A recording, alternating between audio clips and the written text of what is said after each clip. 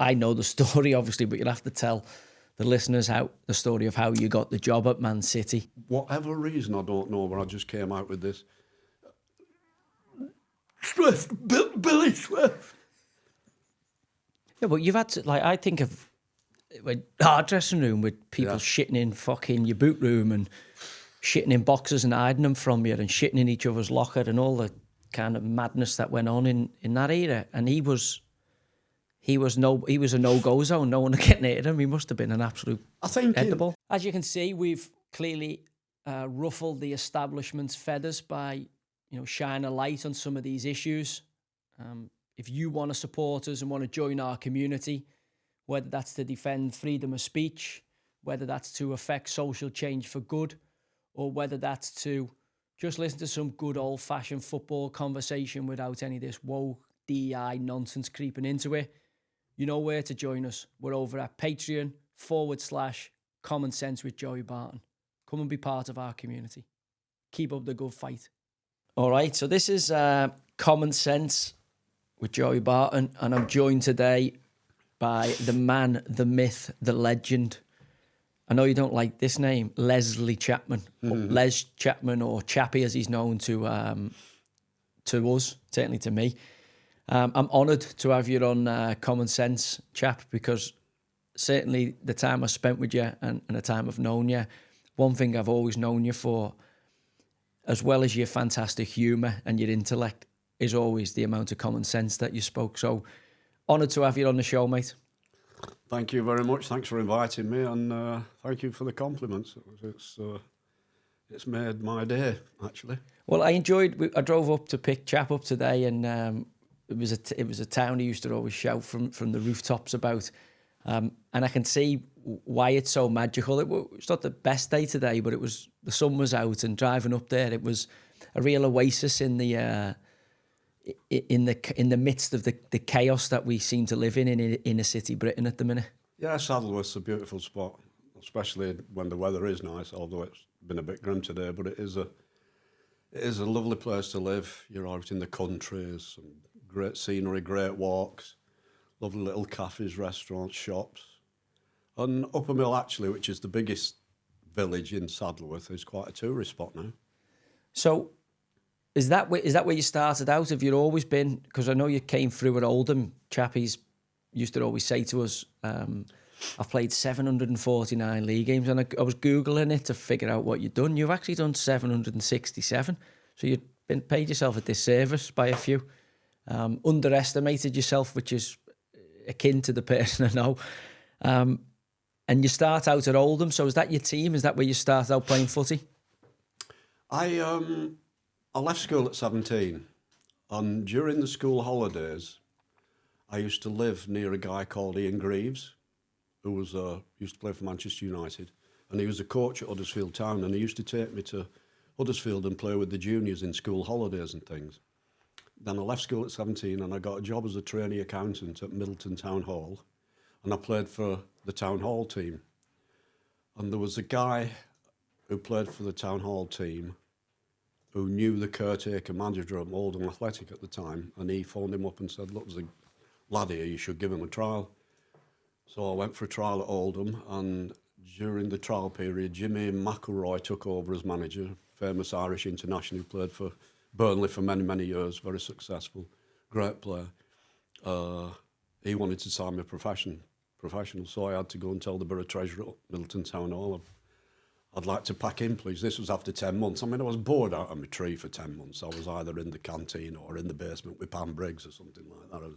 I was just completely and totally bored there. So I was relieved, really, when I got offered the job as being a professional footballer, although I never had great ambitions to be one. Did your agent then go in after it to negotiate? Unheard of agents at the time. During all my playing career, I'd never, ever had or heard of an agent. So you must have been buzzing then. You've just finished was that at the end of the First World War you get offered this contract? No, I'm only joking.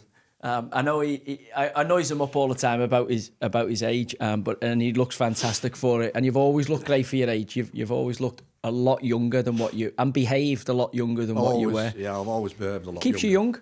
It does, absolutely. I'm working with young professional footballers all my career as a bit of a manager, a player, coach, kitman, whatever. It's kept me young, and I've always had, even though physically I'm at the age that I am, I've always had young thoughts in my head. I've always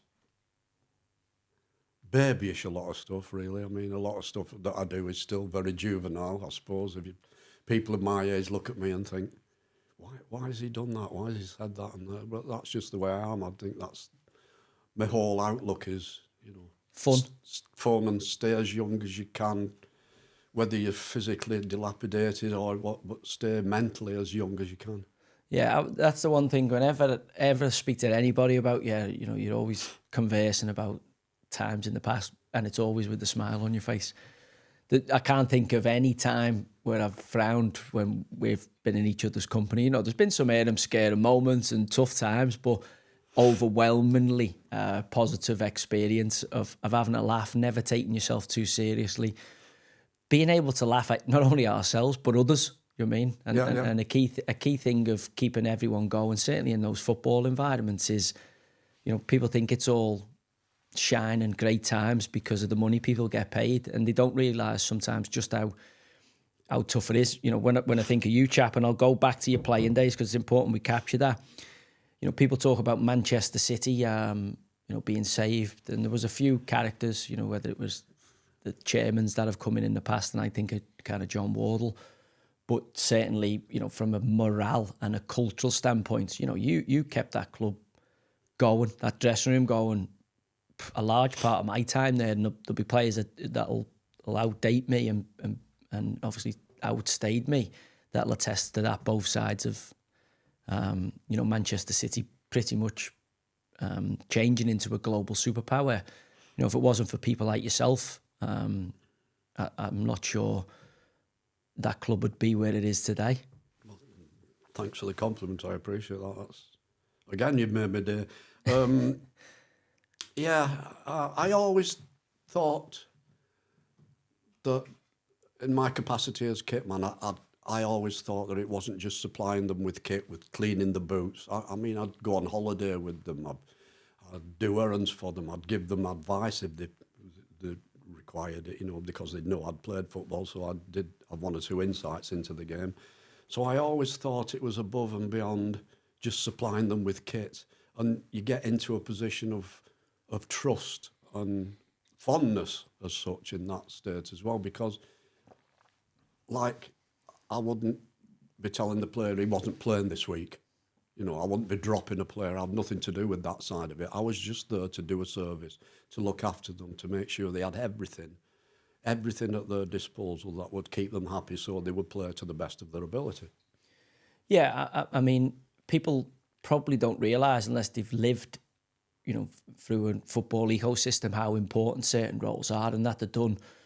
There's doing a job and then there's going above and beyond. And obviously, as you're saying there, the relationships you made with people, not only in terms of making sure that players were absolutely crystal clear. I remember, you didn't have to worry about everything to be there. Whatever it was that, and we're all fucking mentally ill players. We've got all our quirky, idiosyncratic ways of preparing for games, from the way you put your boots on to lucky underpants to, you must have seen all sorts over the years. And the one thing I remember in the midst of the jovial humour and all that, was the level of professionalism towards your craft. Do you think that being a player at the level you was, obviously played in, the top flight of the game, had a long career, then you went into management, do you think that helped you become, for me, the best kitman in the world? Because you were, you kept the gaff going, and I think if you speak to any player who's worked with you, and they'll say who was the best, not just keeping it funny when it needed lifting, keeping the doom and gloom out the building, but also knowing when it needed to knuckle down and be serious, and also, a real strong professional undertone to that, where, the kit was always there. Apart from me Middlesbrough debut when Keegan nearly killed you. Yeah, well, that wasn't exactly all my fault, was it? No, it's obviously some life-fingered people in the northeast, yeah. Yeah, but like what you were saying, yeah, I think my experiences as a player and then obviously as a manager and a coach and all the years of experience had made me develop this kind of this responsibility that I had towards the job that I did. I mean, as I said, not only supplying the kit, cleaning boots, etc., but to make sure that the people I was supplying, the people I were working for, and not just players, the staff as well, just to make sure that everything that they would require, that would make them happy, would make them more comfortable in the job, I felt I had a responsibility to provide, and if I could do it, then I would. And that's the thing, isn't it? Like, as I say, the managerial one is a completely different spot, but the role of giving and looking after people, did it come naturally to you? Was you like that as a teammate, as a person anyway? Yeah.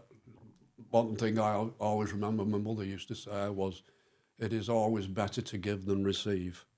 And I've lived with that probably throughout my life, and I've always had great satisfaction from giving people things, whether it be advice or actual physical gifts or whatever. I've always thought that was one of my major roles in life, was to make sure that my fellow man was looked after and made happy in any capacity that I could possibly do for them. I would do it.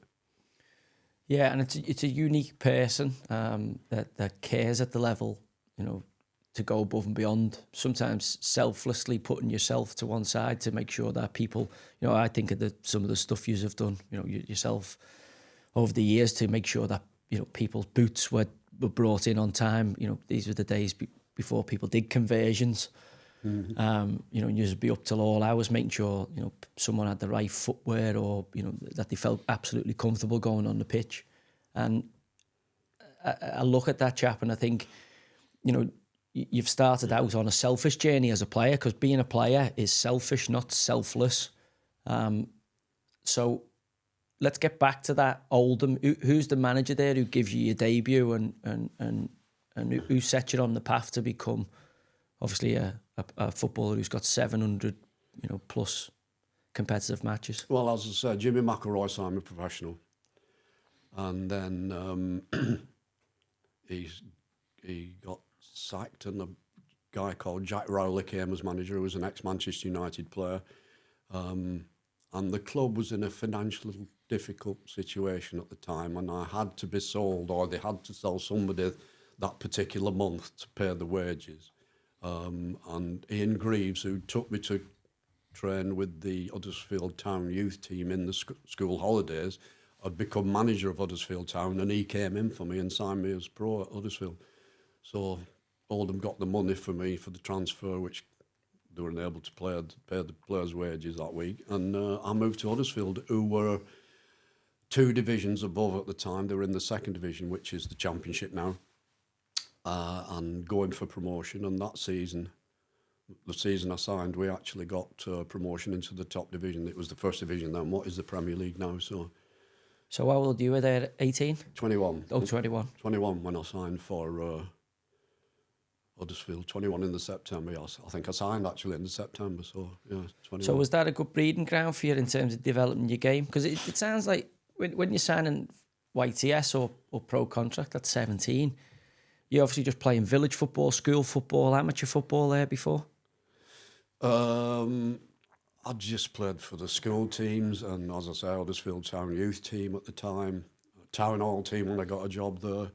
So I hadn't been playing in any real competitive stuff until I actually went to sign for Oldham, of course. And then at Huddersfield, my debut was in the Lancashire combination, which was with the reserves. They had reserve teams then. Yeah. So I played in the reserves for a while till I made my debut. And then we won the 2nd division that season, so I got promoted to the top division. And then I made my debut in the top division the following season. So what year are we talking here? We're talking 1970, 71 season. Who the big boys? Liverpool? Man United? We played Blackpool and Southampton in the first week of the season, and we beat them both at home. And we went away on the 3rd game to Liverpool, got battered 4-0. Liverpool were one of the top teams then. Manchester United were a top team then. Arsenal. The usual suspects, really. Who's in that Liverpool team against us in that game, the third game? Jimmy Case, Phil Neal, Alan Kennedy, yeah. Clements. Ray Clements, yeah. I mean, I played against Huddersfield, against Keegans and Mark Lawrenson and people like that, but I can't remember whether that was the same era or not. But, Toshak, yeah. Keegan and Toshak, trying to think who else they'll have had there. Rush comes online a bit later, Peter Thompson. Peter Thompson. Emily News. So would Shankly have been the manager there? Yeah. In fact, the second time I played at Liverpool, I was stretchered off. A lad called Ian Ross, left back, went over the top, and I had stitches in my ankles. And the doctor at Liverpool came into the medical room after the game to put stitches in, and he was drunk. And he put the stitches in, and I had to spend a week in hospital in Huddersfield because he messed it all up. So my cut hadn't healed. So health and safety. I had my leg raised in hospital for a few days. Health and safety, yeah. Drunken doctor. Yeah, I mean, that's the thing about, when I think about your football experience, you've lived right through the gamut. You've gone from kind of old school managers running everything to do with the football club to new school sporting directors, you know, these big corporations that the big teams have now turned into. So who's the best manager you played for, chap? Who got the most out of you? Oh, as a player, you mean? As a player, yeah.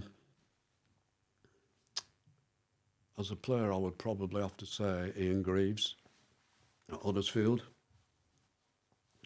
And I went to Preston North End at the end of my career as a player assistant manager with a manager called John McGrath.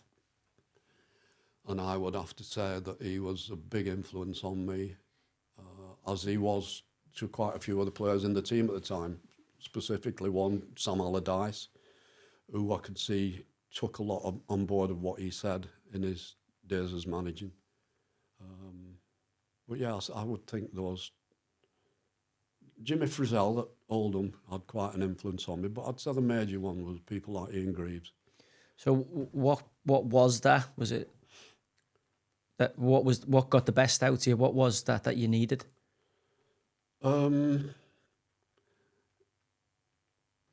It's hard to say, really. I mean, looking back, I would probably know now what a manager or a coach needed to do to get the best out of me. But at the time, I didn't. So people say to me, and I always thought, I kind of say, Sean Dyche just kind of knew when to tell me to shut up, knew when I needed a little word, knew when I needed encouraging. He just knew, you know, some people need a bit of firmness from a manager. Some people need a bit of an arm round the shoulder, a bit of a cuddle. You know, Keegan and Arthur Cox with me. Keegan was really hard on me. Arthur Cox was hard, but kind of brought me in. And the double act worked. So when I say to you, like, what manager gets the best out of you, was you a player who needed a kick up the arse or an arm round the shoulder? Arm round the shoulder, for sure, yeah. To believe in yourself a bit more, push yourself. It gave me more confidence, felt more comfortable with what I was doing, felt happier going onto the pitch, which is important. Yeah, definitely not the other side. Steve Black used to always talk about people don't care what you know till they know how much you care. And obviously, when a coach makes that impact with you in terms of, you know, you can go out onto the pitch and he's got your back, I think as a player, it's quite liberating. Yeah, I think man management's the key for being a manager for me. I mean, you can be the best coach in the world, but if your man management skills aren't there, you've no chance. Yeah, and that's what we were talking about before, obviously, because then you've had the gamut of, you know, not only have you been a player and had all those different manager and coach experiences as a player, you then went into the role you did at City, and then, you know, you have to tell, I know the story obviously, but you'll have to tell the listeners the story of how you got the job at Man City. It's a fucking cracker. Yeah, well, did someone say to you they're advertising? Did you get a note they're advertising for the Kitman, or? I was the manager at Preston, and this is Preston North End, not like Preston. Preston North End, and I took over from John McGrath, who got sacked, and had a couple of seasons, and then I was out socially with Peter Reid and a few ex-Bolton players, because I used to know them quite well. and Peter Reid was the current manager of Manchester City at the time. And he said to me, he said, I know you're manager at Preston, and I know it's an opportunity for you. He says, but I know what it's like when you're at a club that's got no money, but they have great expectations. And Preston had a pretty good tradition in football, good history, Tom Finney, etc., and people like that. He says, so I need a reserve team coach at Manchester City and see how you go at Preston. He says, and I'll keep this job vacant until October. And I got sacked from Preston in September. So it just landed just nicely. So I phoned up Reedy, told him, and Sam Ellis actually phoned me the night before my actual interview, who was his coach at City, and he said, come as one of your characters tomorrow for the interview. So I'll come as what turned out to be a guy called Billy Swift, who I got a suit from a charity shop and a flat cap, and I would act. I remember walking through the car park at the City training ground, which was Platt Lane then. Middle of Moss side. Middle of Moss side. And Peter Reid was walking the other way across the car park, and he didn't recognise me because I had this silly outfit on. And morning, son, I said, Reedy, it's me. I think he was in his civilian gear. I think he must have been scouting somewhere, and he just got back and he was watching first team train, and then he was going back to the office, and he said, I'm coming and watching this. So he turned around and followed me into the training ground. So I'm stood at the side of the training ground.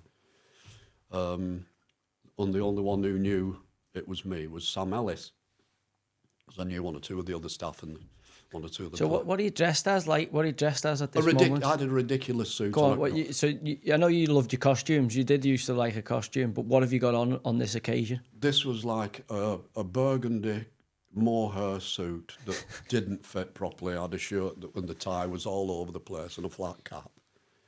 And I was, the players would kick the ball out of play and I'd do the most stupid run and pick the ball up and throw it back for them. And so then, they just thought you'd like a mad person watching training? Yeah. And then Terry Darracott, who was the youth team coach, came over to watch the first team, who I knew, but he didn't recognise me. And Reedy said to him, or Sam Ellis said to him, he said, that guy there, he shouldn't be on the training ground. This is a private place, get rid of him.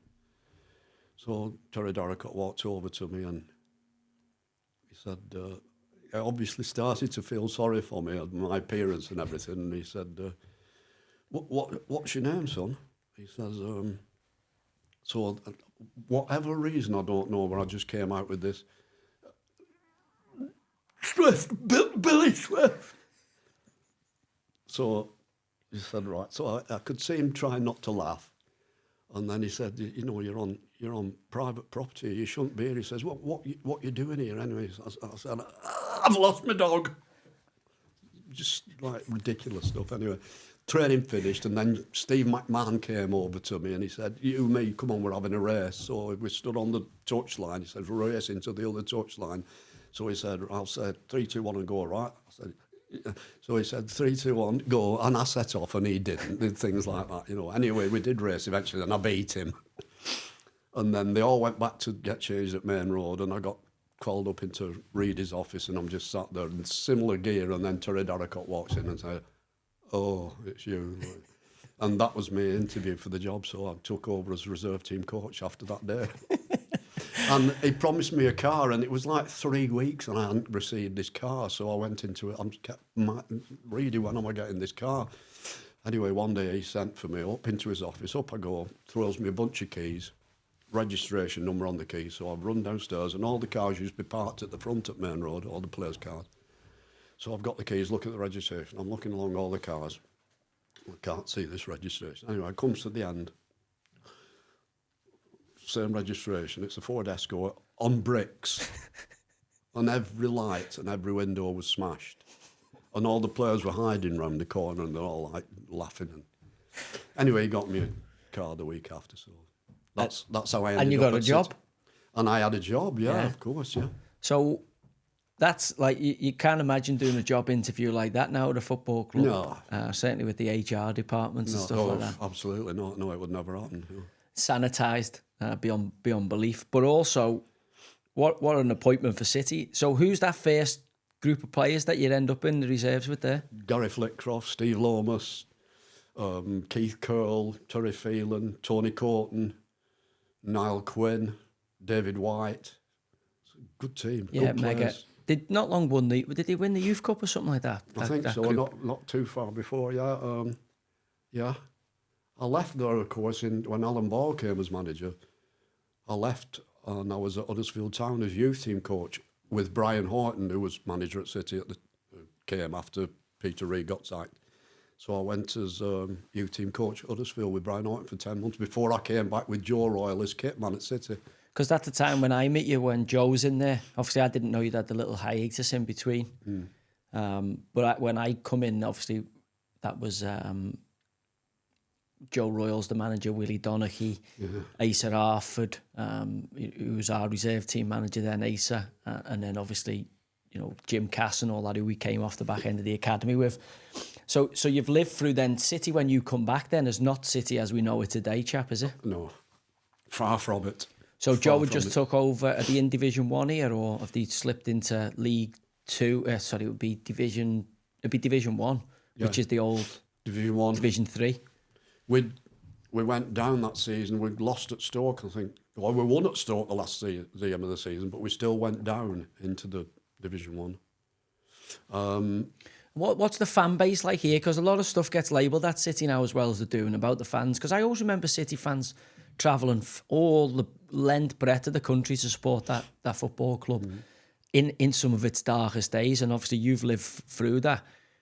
Just talk to me a little bit about the City faithful there. Fans? Yeah. Unbelievable.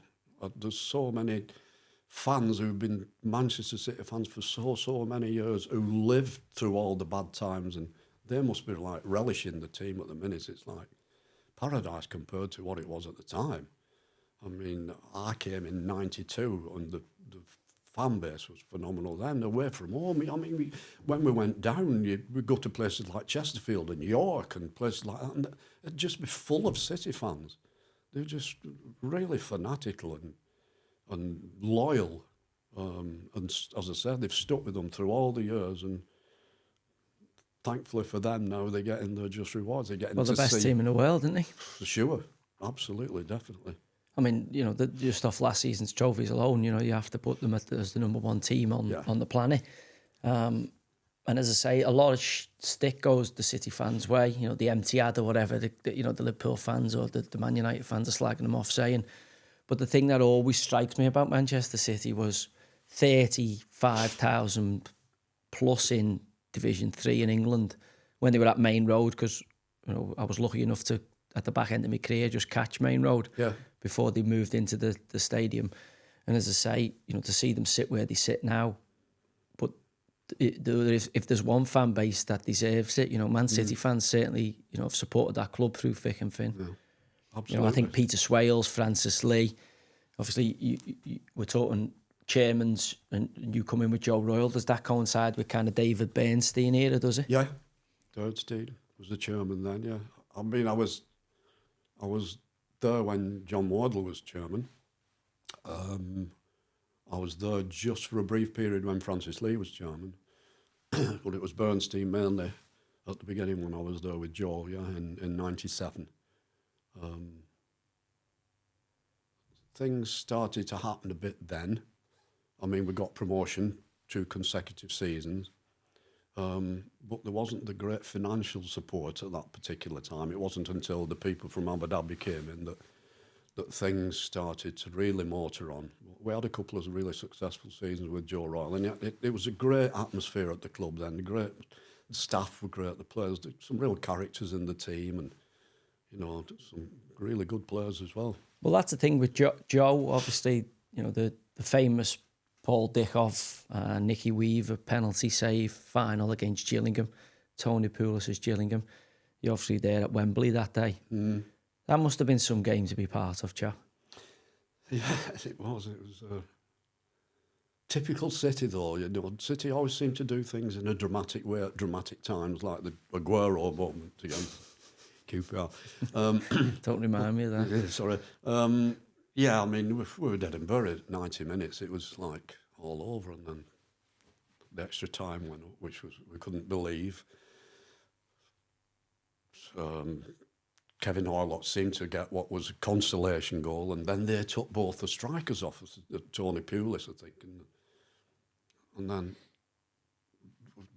just to get the equaliser, Paul Dickoff, was just a phenomenal turnaround from one extreme to the other, and I think I always knew then that if it went to penalties, would win, and as it happened, that's what did happen.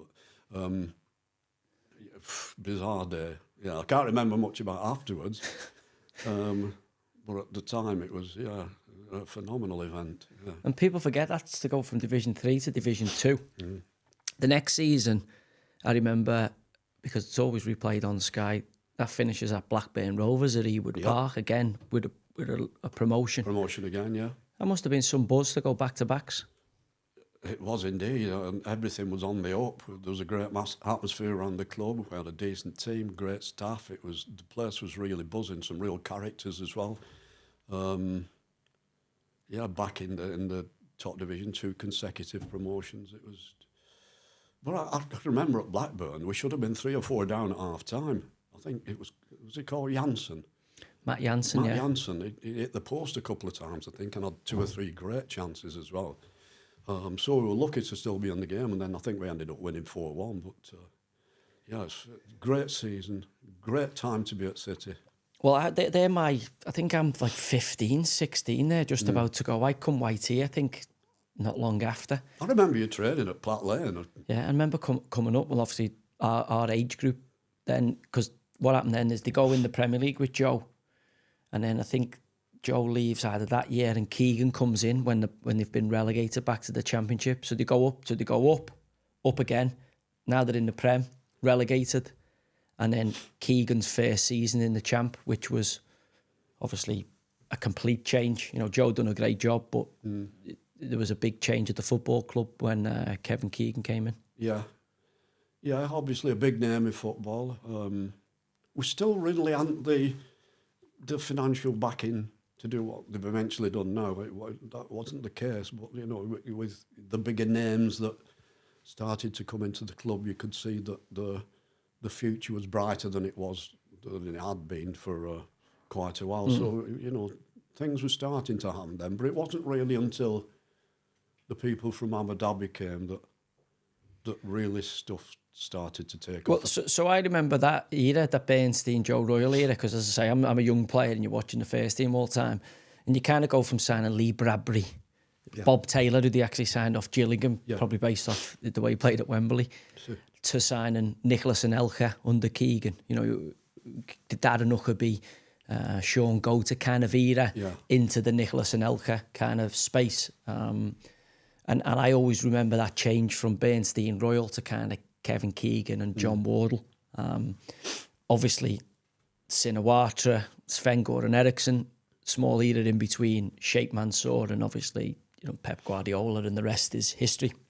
So you're very unique in the way of you've travelled the course of the Man City journey pretty much right the way from before the Premier League's even the Premier League, when it's the old First Division, into now, you know, City being the number 1 team in the world. So you're uniquely positioned in terms of that. Who would you say has had the biggest influence on City as a manager during your journey? As a manager?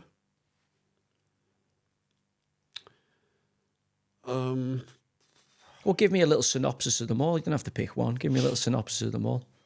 You see, because of the different periods of financial stability in the time that I was there, from your Peter Reeds, Brian Hortons, Joe Royals, Kevin Keegan, Stuart Pearce, Sven. It was only really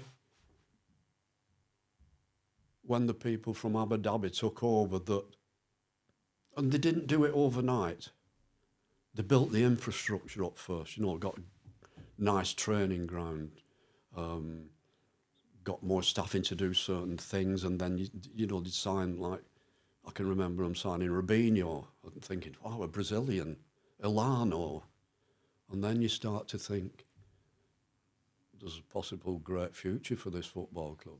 So they didn't do it overnight, but they did it correctly. And now, I think the biggest thing now at City, as an outsider looking in, the people who recruit the players have done an absolutely phenomenal job. They don't sign players who don't make a fantastic success of the time at City, and virtually every player they signed has improved. And they got players on great bargains, really, when you think like 50 odd million for Haaland. And, I mean, the recruiting... Alvarez, 12 million or something like that, wasn't it? 14 million. I feel like Vincent Kompany, 4 million. Yeah. I mean, it's just... So even from that time, the recruitment system has been phenomenal, and they deserve a lot of credit. It's Who's the one that's impressed you in terms of, you know, where you've obviously worked with Sven.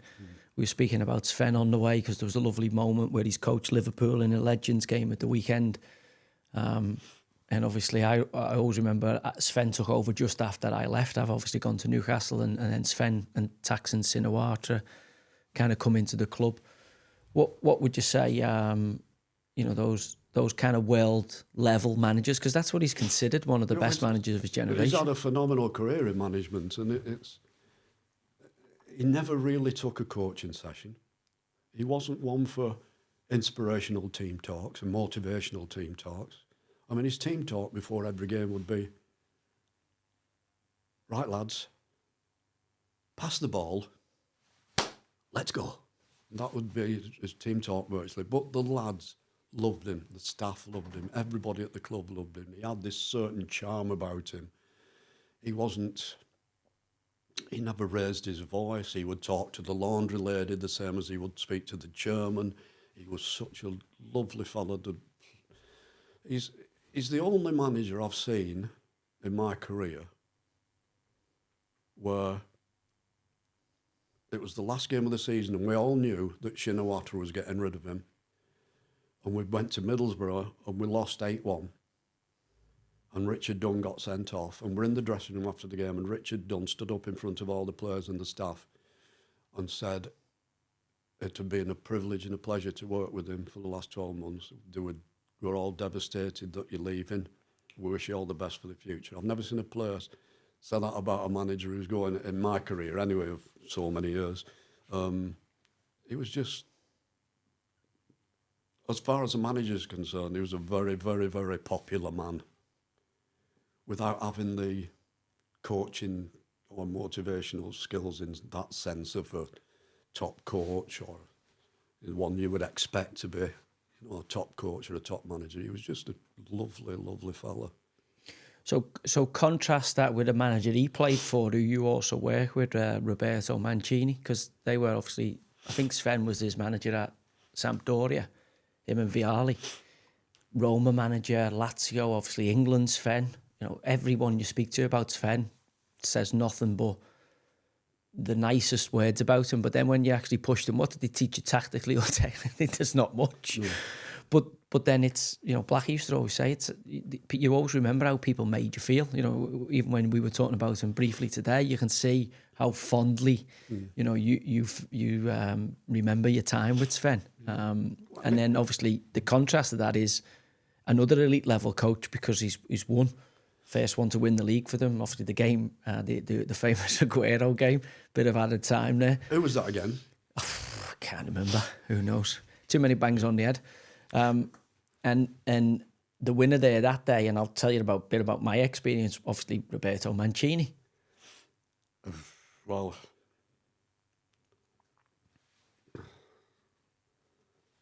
we haven't got long enough in today's conversation to describe that man to you. Not my favourite manager who's ever been at City. And I think it's probably better if I just leave it at that. No problem. But again, he is the first one to win the Premier League. Won the league, win the FA Cup, and won the Premier League with him manager, yeah. So he must have some qualities. I think, he was passionate about the game, I think. And I think some of the players had a bit of respect for him, and I thought he was a decent coach. I mean, he was quite thorough in what he did. It's different for me being a member of the staff and not a player. I'm looking at somebody who treats you with respect, who's like, don't have to be your best mate, or at least shows you some kind of respect and appreciates what you do for the club. I mean, no matter what you thought of the manager, I would have done exactly the same for him as I would do for Sven. It wouldn't make any difference to my job whatsoever. I would look after him exactly the same. He was just a totally different character altogether. But every different manager we've had has been a different character altogether. You know, everybody's different. Yeah, I mean, everyone has their own idiosyncrasies, don't they? But, I mean, for me, that's the thing I seen when obviously I was sent off in that Man City game. I was in the tunnel. So, and I was trying to see what was happening on the pitch, but obviously wasn't allowed a certain distance outside of the tunnel. So I'm watching it with Jeff Shreves on the side. And I heard what Mancini was shouting at those players. Yeah. And I always remember thinking, in the midst of the chaos, I was obviously buried up to my fucking eyeballs in shit myself for what I'd done in terms of getting off the pitch. But I just remember thinking, oh my God, you're never going to be able to unsay what you're saying here. Because City had blown the title pretty much. They had to score 2 goals because, unbeknown to them, Man United had won, but a draw wasn't going to be enough. And obviously, magically, Aguero's, the most iconic moment probably in Premier League history. And it worked out perfectly for me. City won the league and we stayed up. Because if we'd have gone down, I'd have been in shite. And if City hadn't won the league, I think I'd have been in more shite if it had helped Man U win it. So the thing for me was hearing him speak to the players there. And I always thought after that, I thought, no matter you've won the league this year, because what I'd heard him say to Gail Clichy in particular, and also what he was forgetting the rest of the bench were hearing, and then it reverberates around the dressing room. I thought, it's going to be really, really difficult for you to unsay what's been said. And lo and behold, I don't think he made it out of the following season after winning the league the year before. Yeah. For me, that day was an unbelievable contrast in emotions. There were that many people in the dugout. I didn't have a seat on the bench in the dugout, so I was watching the game in the players' room, warm-up room, in the players' lounge, and in the dressing room. So Edin Dzeko scores. I've gone from the warm-up room back into the dressing room to watch the game on the TV there. So then Aguero scores. So I've shot out the dressing room, I'm up the tunnel, and you can imagine the euphoria of everybody, and that's every City fan in that stadium, from being the lowest of the low to the highest of the high in a matter of seconds. Classic City.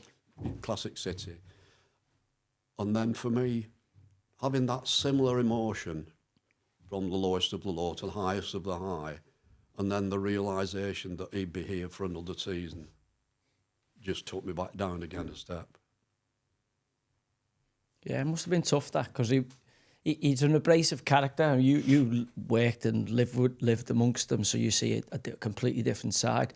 But everyone you speak to, as I say, everyone who says favourable things about Sven is the polar opposite about Roberto Mancini.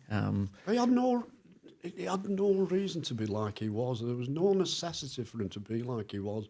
All we would expect would be to say a good morning sometimes, or a thank you. Or there was never anything. And some of the outbursts he had with some of the players were bizarre, really, and especially somebody like Mario Balotelli, who he'd signed. It was just hard to fathom at times. How'd you find him, Mario? Mario was great. He's a real character. Nice kid. Yeah, great individual ability. Never ever be a team player, but phenomenal ability. And the locker in the dressing room at the training ground, 2 lockers on either side of his were empty because nobody would get changed next to him because they'd be scared of what he would do. Everything you've read and heard and seen about him is probably all true. Right, he's big crackers. Yeah. Yeah, but you've had to, I think of, our dressing room with people shitting in fucking your boot room and shitting in boxes and hiding them from you and shitting in each other's locker and all the kind of madness that went on in that era. And he was a no-go zone. No one would get near him. He must have been an absolute I think edible.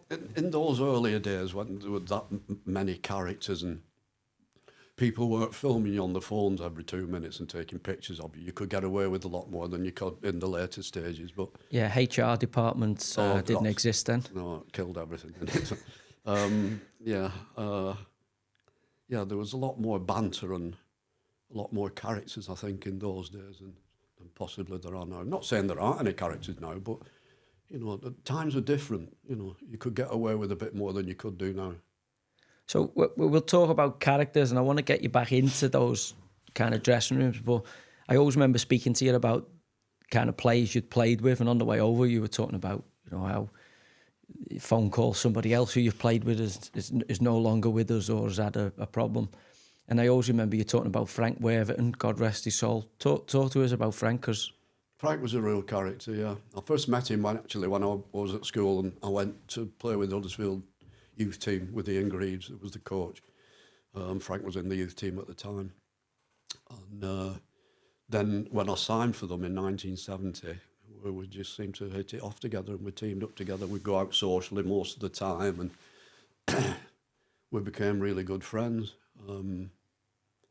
Unfortunately, then he leaves. It's like everything else. A player moves on to another club, and you don't stay in touch so much and that. But I've kept in touch with him throughout the years, and even before he died, the previous probably 18 months, 2 years, I used to go and see him every 5 or 6 weeks, but he just got that little bit worse, just gradually got worse each time I saw him. So I think in the end it was a blessing, but he was a character, a great player, phenomenal player.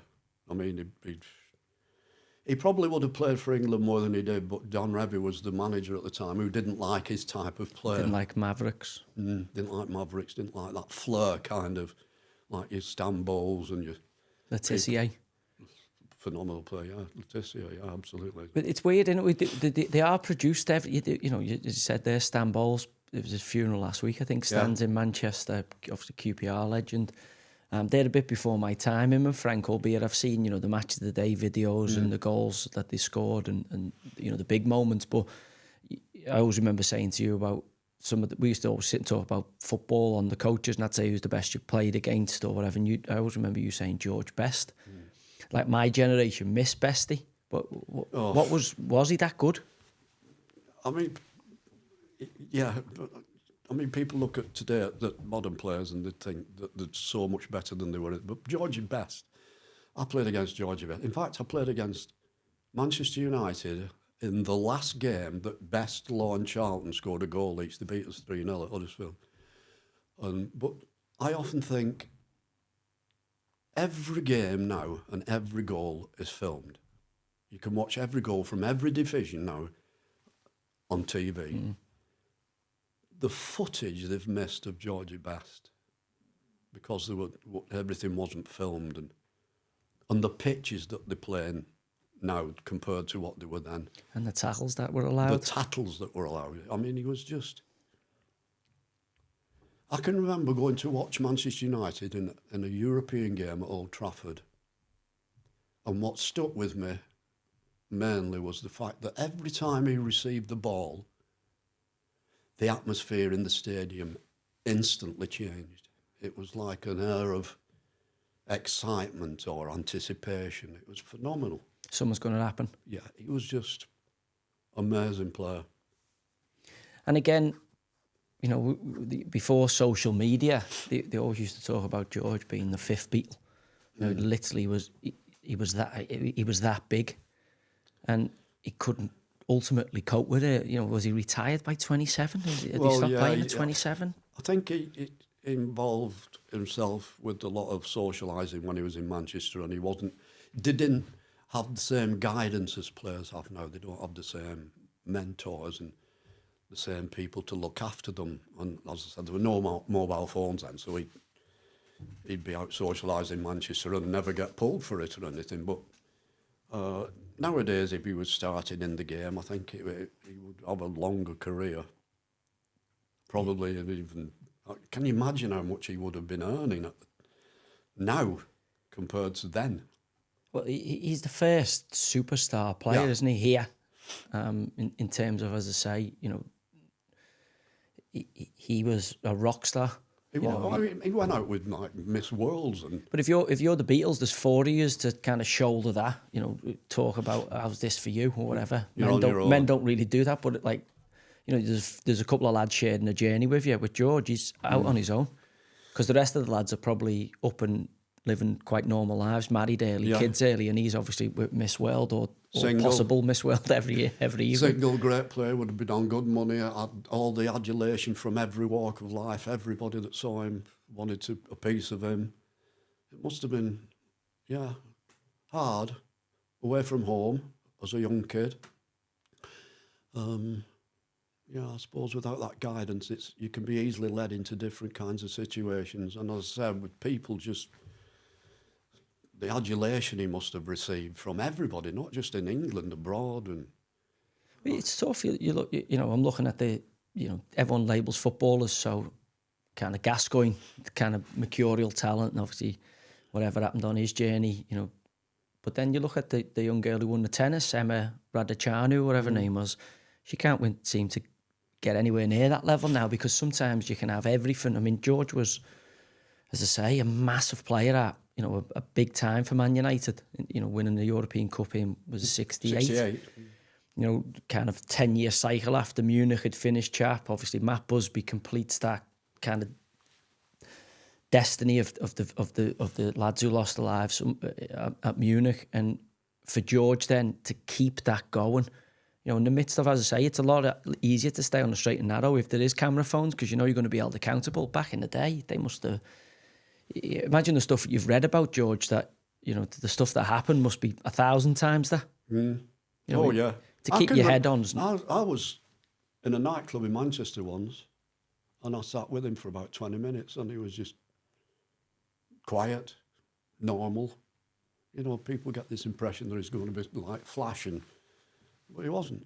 He was laid back, normal guy, quiet spoken, good looking, good hairstyle, trendy clothes, had his own boutique. You know, it's everything you'd want really as a youngster, a young man growing up. He had the lot. Like a movie star, like a pop star. He was, like you say, he's a rock star. But he's Beckham. Everyone thinks Beckham started. I'm like, it's George best.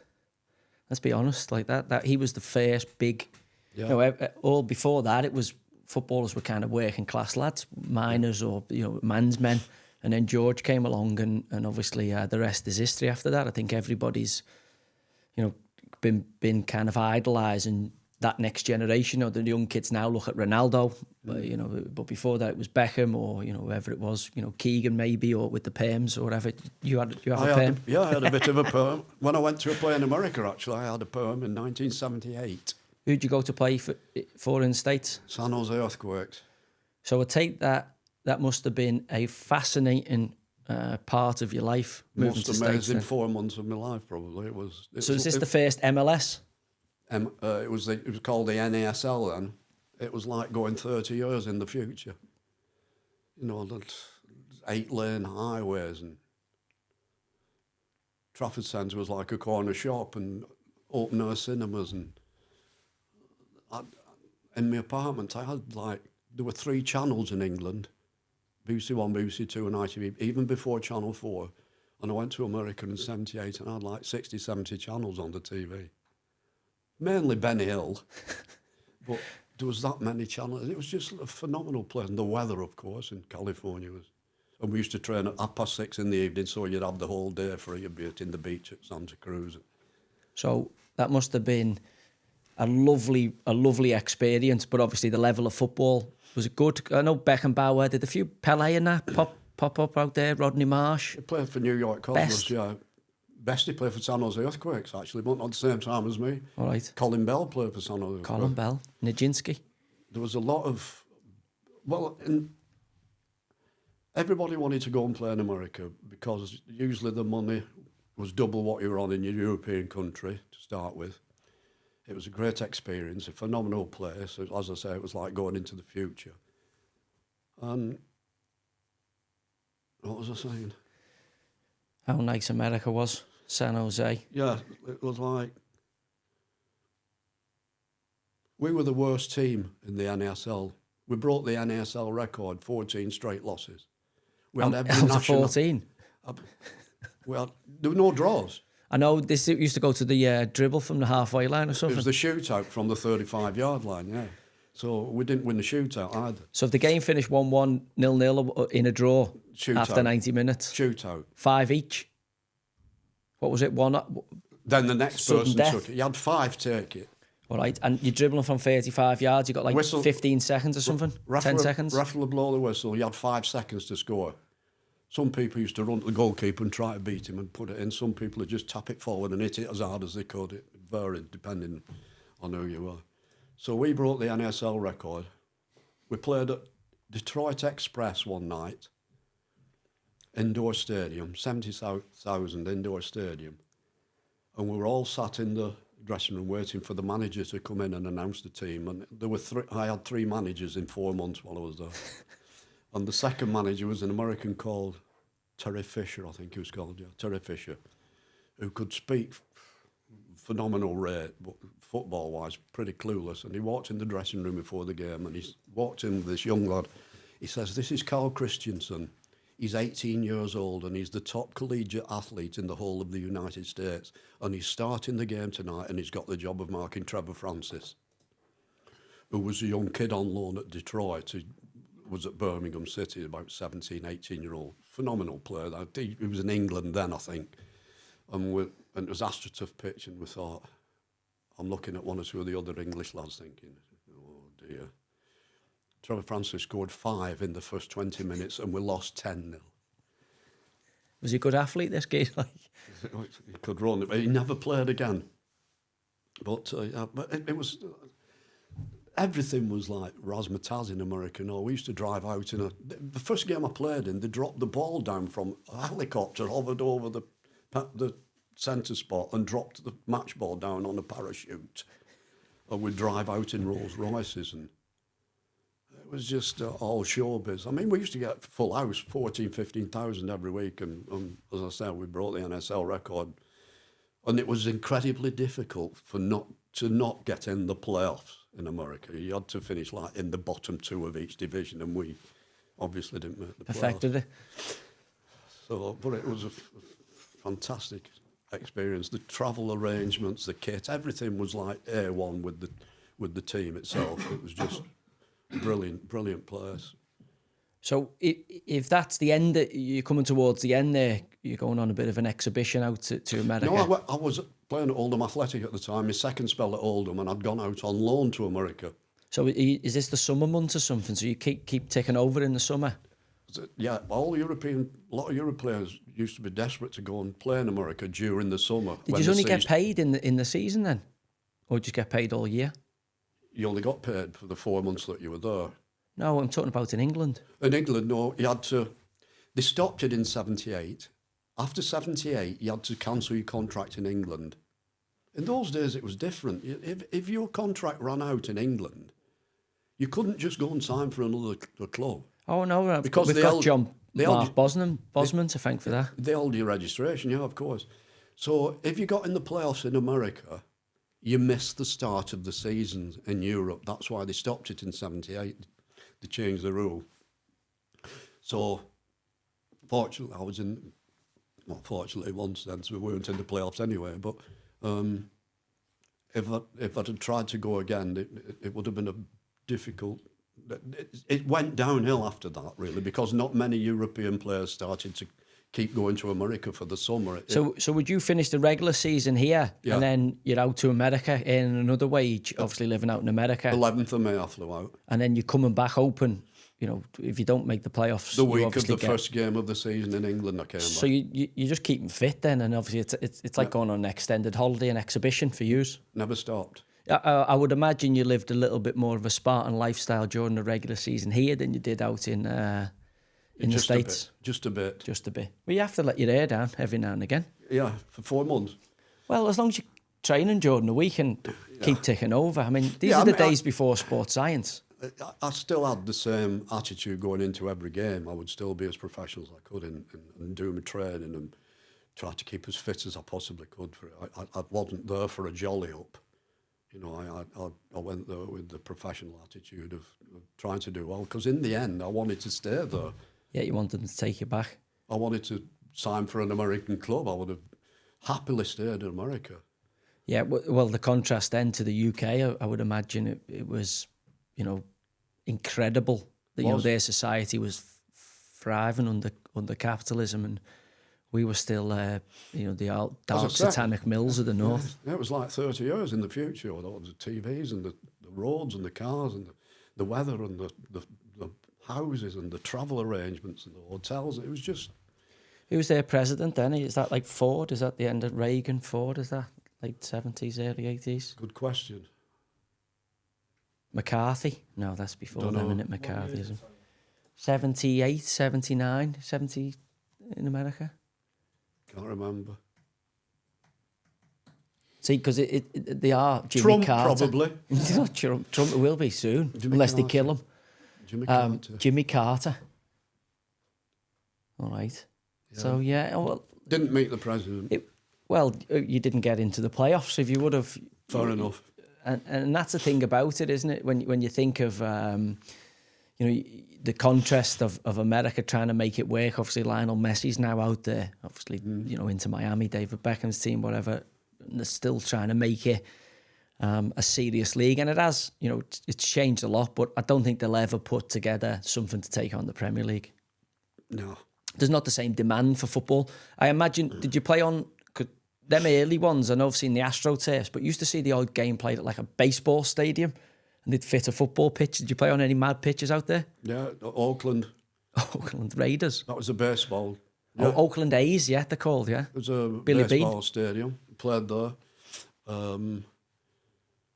Played on quite a few AstroTurf pitches. Some not brilliant AstroTurf pitches. Portland Timbers had a trench all along, just inside the touchline on the pitch, like a dip.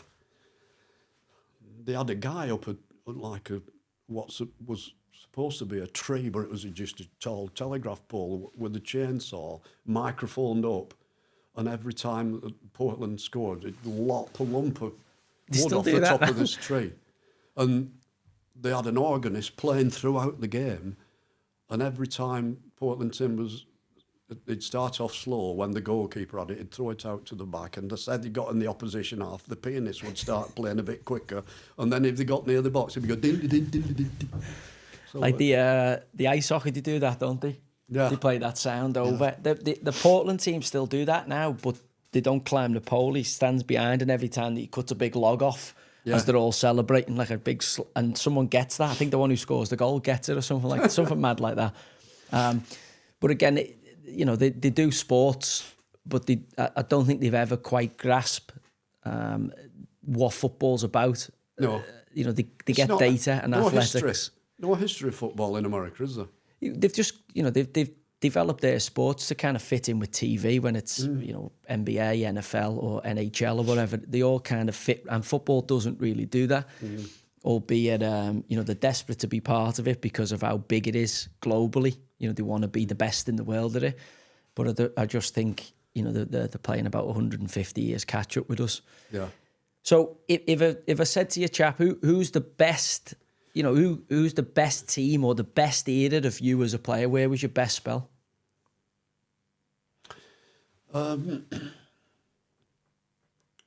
Probably the most successful one would be at Huddersfield when I first went there in 70-71, because we got in the top division. I played in the top division for 2 seasons. That would probably be the most successful bit. But probably the most enjoyable was my time when I went back from Huddersfield to Oldham in 75, from 75 through to 79, with America in between that. But I can honestly say I've enjoyed each club I've played at, even like a lowly Rochdale and Stockport County and Bradford. I mean, there's nothing like being in a dressing room, is there?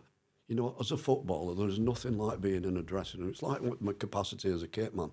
I'm in that dressing room. Players you form relationships with players, you're looking after them, you're doing them a service, you're not dropping them from the team, you know, but you're a part and parcel of everything that goes on in that dressing room. And it's difficult to explain to people who haven't been a professional footballer or been involved in that dressing room environment. It's difficult to explain how special that is. It's like being in a legion. When you speak to people in the military, that's why I think, you know, there's a lot of crossover, because they kind of get it. You go away, you go to other stadiums, you've got 40, 50,000 against you sometimes, and there's only, you know, the 50 of you, including the staff, and you're on the coach, and your coach is getting bombarded on the way in and bombarded on the way out, and you get in and out with the spoils, or and everything in between. You know, it is a unique experience. Certainly when you work with the caliber and the level of people that you did, you know, that's right across the game. As I say, some of my best moments are with the lads as a manager in the lower leagues. You know, you have as much fun whether you're competing for the European Cup as what you are for a promotion from League One or League Two. You know, or you're on a Sunday and you're just trying to win a cup in or your local league. You know, that's the good thing about football. It's a great game when you're winning it, but also the ups and downs and the trials and tribulations and the coach journeys and the training ground and all the stuff in between sometimes is what sticks with you, you know, way beyond some of the games you've played in. I mean, I remember some of the antics we've had over the years, just in our short period together, as opposed to the games and what actually happened in the matches, because, you know, it becomes a lot about the people that you meet on the journey. So you must have met some incredible people on the journey. Yeah, and travelled to some incredible places. I mean, I don't think I'd have done that as a trainee accountant. Yeah, I've probably done a lot more than the average person in as far as travelling's concerned, and as you say, I'm meeting a lot of pretty famous people, some real characters over the years. Too many to mention. I could probably, if I think about it, I could talk for days about certain individuals that have met over the years, yourself included, of course. Bernard Manning, I'm thinking of. My God, I remember running into Bernard in the early part of my time there. Yeah. He got banned from City in the end. Bernard did? Yeah. I didn't know that. Yeah, he got He's banned. a mad City fan, wasn't he? Yeah, he was. He used to live next door to the Blacks, his son. So that's how I used to see him, because obviously I'd go and see James and obviously Phil, and Phil, and Bernard Jr. lived next door, I think. Of course, yeah. And obviously I've met him a couple of times at the golf days and stuff like that, and I didn't have that much, obviously, interaction with him, but I just remember how funny he was. Just the comical genius, his timing. Yeah. And he used to just take the piss out of you every time he saw you. You know, he never said anything nice to you. He used to just rip the back out of you, but he had a way of doing it that was so funny. And as I say... Will Ferrell came in our dressing room in America. In America. Bizarre. Anchorman. Yeah. So who would you say has had the most, like, who's moved your chap? Has anyone you've met during the course of it actually moved? You go, wow, what a man he is. What an influence that was. Probably, I think John McGrath would probably take a bit of credit for that. He was some character that I'd never really experienced this type of character before. And I really went to Preston North End fairly blind. I'd only met him once before, and that was at a sportsman's dinner, and I'd driven him home after the sportsman's dinner, and I'd stopped outside his house about midnight, and it was 4 o'clock before I left. He was just like phenomenal talker. Interesting. And academically, he couldn't spell a word more than 3 letters. Most of the players' nicknames came from when he used to write the team sheet out.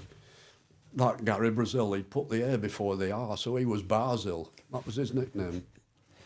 Bob Atkins, he'd missed the T out, so he was Akins. I can't remember what he put for, like Ronnie Eldersley or something, but it was nothing like.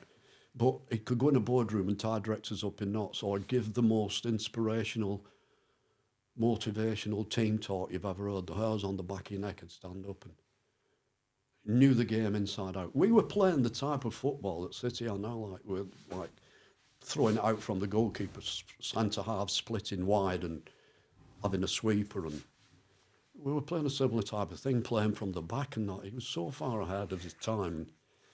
That's what people think everything's been invented, and when you've been around as long as we have, chap, you realise everything's kind of cyclical. You know, the cycles and the fashion comes round, whether that's in the fashion world, literally, or the music world, samples, or in the football world, styles and tactics. The lads were frightened to death of him, though. In terms of respect, frightened to death, or didn't want to fail? They all, in terms of, he was a frightening character. He's a big fella, was he? Yeah, he was hard as nails. When he played, he used to lie in a hot bath for 10 minutes before he went out and rub himself all over in algapan. So when he went out on the pitch, he'd be bright red. So algapan, for the people who are of a certain generation, is deep heat. Used to have, we call it deep heat. So you put it on, and obviously, do you still use deep heat, Noah? Yeah, all right. So algapan, where did he put his whole body? Yeah, he'd rub it all over, bright red he was. And on his head? Took his shorts, probably, took his shorts right up, and ferocious character. And they were, as I said, the lads were frightened to death, and he'd hate people at a pre-match meal. I've seen him storm out of the dining room in pre-match meals because he would watch people eating too much. I hate this eating, he'd say, and slam his knife and fork down and walk out. You know, he's an odd... So he's ahead of his time there, because a lot of people would argue eat light going into games anyway, where when you put people in a hotel and you give them a buffet or whatever, they just fill the boots because they're gannets. Yeah. But you can overeat for football. Steve Black used to always go on about that, because as soon as lads are at home and they're preparing for a game, they'll have maybe beans on toast, put them in a hotel, they've got chicken, because it's all there. We used to have steak for pre-match meal and stuff when I played at Huddersfield. Crazy. Well, there was a guy who came into Newcastle under Sam Allardyce, a guy who was a Canadian weightlifting guy called Charles Poliquin, who advocated everybody having a steak for breakfast. That was a fad we went through. Like 27 different tablets of a morning and all that. Yeah. And that's okay for Canadian sprinters or bobsleigh, but like we're footballers. I mean, there wasn't like, he didn't have conditioning coaches or anything like that. That was his own, like, he had people eating. So he'd be the manager and he had an assistant or something? I was his assistant. And then you had a physio? We had a physio, yeah. And a doctor? Who was 82. And who died in the laundry while I was there. He died in the laundry? Harry Hubbick, he was called. What else? We had a reserve team coach. Walter Joyce came, I think, at one point. So, yeah, it was small stuff. Bobby Saxton came in to help a few times, who'd been the manager at Blackburn. He came in as a voluntary just to help him and things. Because this is what people forget. Like, these are not long... Like, these were kind of the alternative before for this generation. These are just out the back of... These have been war babies or out the back of a war. So there's no bollocks with them. You're not going to get away with all the HR, nonsense victim play and stuff of... these are hardened men who've seen combat in many ways, or we're ex-pit people who've come out, realising you're playing football. Well, he was from a rough area in Manchester. I think he was from Handcourts or somewhere. All right. So he'd been brought up in a pretty tough area. But and he'd played? He played for Newcastle, and then I think he played at Southampton. But had they got stopped? Had they stopped for the war? Would they have stopped? No, he was after 45. He'd be playing after that, so he'd have played what? He'd have played in the 50s. All right. So their generation will have absolutely appreciated not having to do the jobs that they had to do, or not having to fight what they had to fight, and they're professional footballers. And then you've got kind of Jimmy Hill. When does that come online? Jimmy Hill gets the footballers a decent... Yeah, I think that's 60s. Is that 60s or something like that? So again, this manager's lived all through that, where he's uncompromising just because of the way of the landscape. And then you're seeing lads become professional. Like, this is what most people miss. Maybe it's different now with the generation of players, but most lads would have played football for nothing. If you'd have said to most of us at school, listen, you're not going to earn a fucking penny here, but we'll give you your expenses. Yes. We'll give you a house. You don't have to pay rent on it, and you can play in the first division or second division on a Saturday. I think every one of us had signed a 20-year contract. The at a end, of young the, age. the end of the season came and you'd go in and discuss a contract. They said, we're going to give you a £5 rise a week, and you'd snap their hand off. You would. Yeah. I mean, and as you say, you would have played, you would have signed professional forms, you would have played professional football for nothing, which I virtually did for a long, long time. Well, a lot of people do. Even now, the lads who are in the lower leagues and that now, listen, they'll get to the end of their career, they won't be able to retire. No. They've still got to go and, scrap away and, provide for the families. And obviously opportunities are getting even less and less with the rise of kind of wokeness and diversity hires as opposed to merit hires. And that's for the conversation for another day, chap. So when I look at that manager, John McGrath, he's had an enormous impact on you as a man, as you've gone forward into the game. What would you say if I said to you, you had to distill his qualities down? What were his best qualities?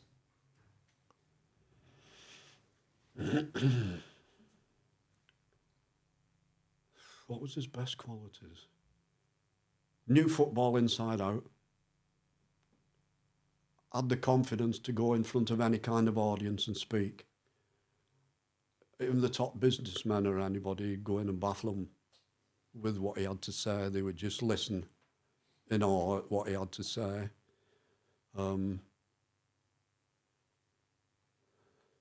When he got sacked and the chairman at Preston asked me to take over as manager, he said, the first thing he said to me, he said, now you're going to have to be not a very nice word. See you next Tuesday. Yes. Now you've been manager. And I thought, no, this probably then isn't for me. And I didn't change, really. And I never had any great ambitions about being a manager. I was caretaker manager at Rochdale and Stockport before then, probably because I was the oldest player in the team and I had about 4 more functioning brain cells than most of the others. And people like you. People are drawn to you because you're a good person. They like you. So it would be natural to go, do you know what, let's give it Chappy because they'll follow him. And now, looking back, you don't have to be a nice fella to be a good manager. Some of the top managers in the world aren't the nicest people in the world. And as I said, the lads at Preston were frightened to death then. But we got promotion in the first year, in the first season. And in the second season, we got in the playoffs. Well, that's another story when I took them away the week before the playoffs. Do you want me to tell that? I'd love you to tell that, yeah. So we're playing Port Vale in the playoffs on the Saturday. This to go from second, which is the Championship now, to the Prem. We've gone from the Division 2 to Division 1. Yeah. And now we're in the playoffs in Division 1 to go to the Prem. Championship. Oh, right. Okay. So John McGrath pulled me in his office and says, look, I've booked a hotel in Frodsham. I want you to take the players away for 3 or 4 days to this hotel. You can train around the back of it. There's fields and everything. Take them away, get them to relax, do a bit of training before this big playoff game at Port Vale on the Saturday. He says, I'm not coming. He says, because they'll be frightened to death. They won't be able to relax, and I want them to relax. So I said, OK, fair enough. So we all met in the hotel at 7 o'clock on this evening. I forget when it was. Monday night or something, Sunday night. And next to the hotel was a nightclub. And behind the nightclub and the hotel were fields, miles and miles and miles of fields, and caves, oddly enough. So I said, right, meet in the morning, in reception, 10 o'clock, with your kit on, get changed in your rooms. So they all at the nightclub on the night. So I could see they were a bit worse for wear the morning after in the reception, all changed, ready to go out. So we set off around the back of the hotel, running through the field.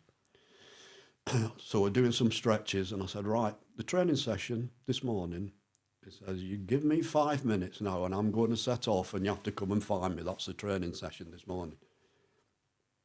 So I've left them doing the stretches, set off, and I've found a cave. And now I'm thinking, I'm a caveman.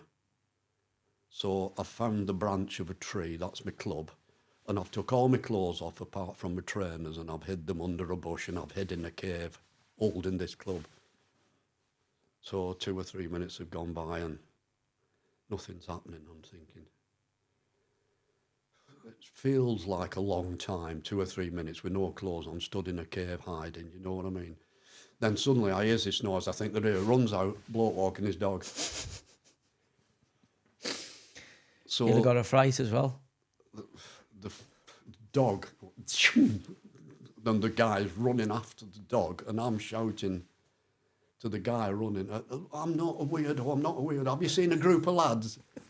He's just shot off. Anyway, I go back to get my clothes to get changed, back in my clothes again. The lads had found them and gone back to the hotel. So it was leaves and twigs and all sorts tied round me when You'd need a few leaves and a few twigs there. Aye. Anyway, we lost at Port Vale. But so he probably thought you were like a flasher or a yeah, peeping Tom or something. yeah, then. some weirdo for sure. Yeah, trying to explain to him while he was running away he wasn't really having it at all. Yeah, I I mean, wonder what he's doing now. he'd have got you on a video phone back in the day. You'd be. I'd be in prison now, wouldn't So the characters, that's one thing I was going to talk to you about. I always remember your the different characters. You mentioned Billy Swift there before. You know, there's many a wide, weird and wonderful character that you've produced. But I always remember you saying you'd got them from going to see your uncle when you were younger. So talk us through that. Some of them, yeah. Some of them. So you used to go and visit. You had an uncle. He was a resident in a mental hospital in Worrall near Burnley. My Uncle Stephen and me and my mum used to go. He went in when he was 15, and I can remember going and visiting him, probably be in his 50s then. So I'd be, I don't know, probably late teens, early 20s. I used to go and visit him at Christmas and on his birthday, and probably one more during the year. And it was a bizarre place. I mean, it's sad really when, you know, I used to go in the car park and park up, because you went into like a cafe area where you'd wait for him to be, somebody would go to his ward and say, so-and-so's here to visit you. So they'd bring him down to the cafe area where you'd have your little 2-hour meeting and everything. So I'd park next to the cafe area, and as soon as I parked the car and get out the car, a guy in a wheelchair, every time I went, would roll up to me in this wheelchair at some pace, and he'd say, "Copper, copper." And so I'd like go in my pocket and I'd give him like half a crown, silver, 2 shilling piece or something, like half a crown, that was currency then. And he'd go, "No, copper, copper." So I'd have to get some pennies out then. I'd give him some pennies, and he'd put these, and he had about 3 grand a coin in his mouth, bulging with coins. Then he'd wheel off to the next car and ask him. And then we'd be sat in the cafe, and there'd be a guy walking in between the tables for the whole 2 hours we were there with a suitcase, one of the old-fashioned suitcase, and he'd be going, "I like to walk for miles, I do, I like to walk for miles, I like to walk for miles, I do, I like to walk for miles," continually for 2 hours in and out of the tables like this. And then another guy used to come, and he'd be like, obviously a patient in there, but he'd help them in the canteen bit. He'd come and collect your trays and your cups and your sauces and that, and he'd come up to your table, and then he'd start a conversation, but it wasn't like a conversation that he'd go, and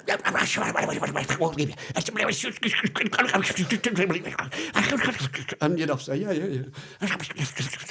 And then he'd wander off with his cup and saucer to the next table. But I used to pick up on these things, because I used to find them really, really amusing and really sad. It was really sad, the characters in this place. It was a really sad place. Was it like kind of One Flew Over the Cuckoo's Nest kind of place? Yeah. I can remember always taking my Uncle Stephen back to his ward after the visiting, and it was like a long, it seemed to me to go on forever, this room, with single beds on either side and 2 dry pieces of bread on a plate next to each bed. That was like the supper or whatever. It was heartbreaking, really. And he'd been in there since he was 15. Is this where they used to just get put, just section, Yeah. just put in there? No schools, special schools for them. Then nobody could look after them at home because the parents would be working, so they had to go somewhere where they could be. It was really, and to look at him, you wouldn't think there was anything wrong. He was just sad, really sad. Just unlucky, really. And then he was institutionalised. Then Just unlucky. I brought him out one day for a day out, and he followed me around everywhere I went, and he was like nervous all the time. He couldn't wait to get back because he was institutionalised into that place. Really sad. Yeah, and that's you think of that went on for centuries before that. You know, the amount of people that have. But some real characters in there. But I always remember you saying that that's kind of your observational humour. You'd watch those kind of characters around and obviously come out and you'd be telling people stories of it, and then all of a sudden you'd develop the character. So who was your first character you developed then? Who was the first one? Because I always remember the Scottish fella you had with the little Scottish cap, the ginger Max Swift or something. Was he William Max Swift? William Max Swift, yeah. Yeah, I suppose I didn't really. It was in my later years, I think, when I was at City, that I started to develop more and more different characters, and just the realisation of that. It helped the dressing room, you know, like yourself and that, found it amusing and that. I mean, if nobody had laughed or anything, I would never have done anything like that. But I just found that I was developing more and more in that kind of a... You had a real talent. Like I always remember, you had a real talent for knowing when to have a laugh. That's the key as well. You weren't just fucking about all the time. You were obviously really professional at what you did. But there'd be times where the gloom was just coming on the group, and it might just be a look round the door as the manager was about to speak or something like that, and before you know it, it just alleviated the kind of the doom and gloom that was in the building. As I say, you had a real knack for it. You know, you obviously knew when not to be mischievous. And then, you know, the funny thing the best thing about it was when I left and Sven come in, and obviously you kind of think, how's an elite level foreign coach going to handle this? And it looks like he not only handled it, he embraced it more than any of the British coaches. More than any other one I'd done, yeah. He was probably, apart from Joe Royal, like the comedy stuff. Joe Royal, we used to have a physical, Ronnie Evans, you remember? I remember Ronnie, yeah. The assault bike. Used to beast us on that if we ever got caught doing Ronnie's anything. wife was an air hostess. Oh, sorry, Roy Bailey and Ronnie I'm thinking of. Roy and Ronnie. Yeah, Roy Bailey was the physio. Ronnie was the masseur. Roy was the one who put you on the assault bike. Ronnie was the lovely... Ronnie was lovely, yeah. Yeah. Good fella. His wife was an air hostess, and he'd been with Joe. He knew Joe from before City. I think he'd been there, worked with him for a while, so Joe was quite close with him, quite friendly. Yeah, they were at Oldham together, I think, Ronnie. Yeah, all from the Oldham glory days. So I was having a bit of a bad time with my missus at the time. We were a bit dodgy. And Ronnie used to take the mickey out of me and said, she'll be out with somebody else tonight. Now we're in the away game in the hotel. She'll be out with somebody else tonight, won't she, Chappy, and that. And Joe would be giving a little smirk and a little laugh and everything. So I'd take so much, and then I'd say something about Ronnie's wife. She'll be with the pilot tonight then. Well, as soon as I said that, Joe made me go and stand in a corner of the restaurant facing the wall, and I'd have to stay there until he said I could come back. Like a naughty schoolboy. Yeah. So I couldn't say anything about Ronnie or his missus or anything. So then... Great staff and... Yeah, I always remember them. Asa was brilliant with us. Yeah. Real, had a real fine line between, we were petrified of him, but also massively respected him. What he said went with us. And we'd been handed over to him from kind of Frankie Bunn and Paul Power and that before. So there was that, as you say, there was that nice bit of respect for every chain of command. And then obviously we get to the first team and obviously, the power structure in the first team. But I always remember, the people you had to keep on side was, as much as the manager, was yourself. If you got in a pay dispute with you over your boot money or whatever, it was like running into the half of Scargill back in the day. Your kit would be immaculate, and then all of a sudden, the bits that you needed to get on your everyday everyday journey wouldn't be there. But as I say, they were great times, chap. And the good thing for me was, as I say, to see the way Sven was with you, because as I say, the being given the permission to do team talks and stuff like that, that must have been a good time to be at City. Yeah, it was a brilliant time. I mean, Sven was such a lovely fella anyway. He was like, everybody loved him. He was the most charming man. As I say, he would talk to the laundry woman like he would to the chairman. He was just, they had so much time for him, just as a man. I mean, I'm not saying he was a brilliant coach or a great motivational speaker. He was just the most charming man, and the lads loved him, the staff loved him, everybody respected him. And when he first came, I think we signed about 7 players in 3 weeks, and we went to West Ham first game of the season thinking, if they've not played together, this could be a disaster and that. And we were just absolutely brilliant. I think we won 2-0 and away, and it was just, wow. I think we were top by Christmas, and then after that it went a bit sour, but it was brilliant at the time. So who'd have been with him there? Was that like Tord Grip or who? Tord Grip was the old guy who knew all the players. Hans Bacher. Hans Back was his assistant. So did they do the coaching all them?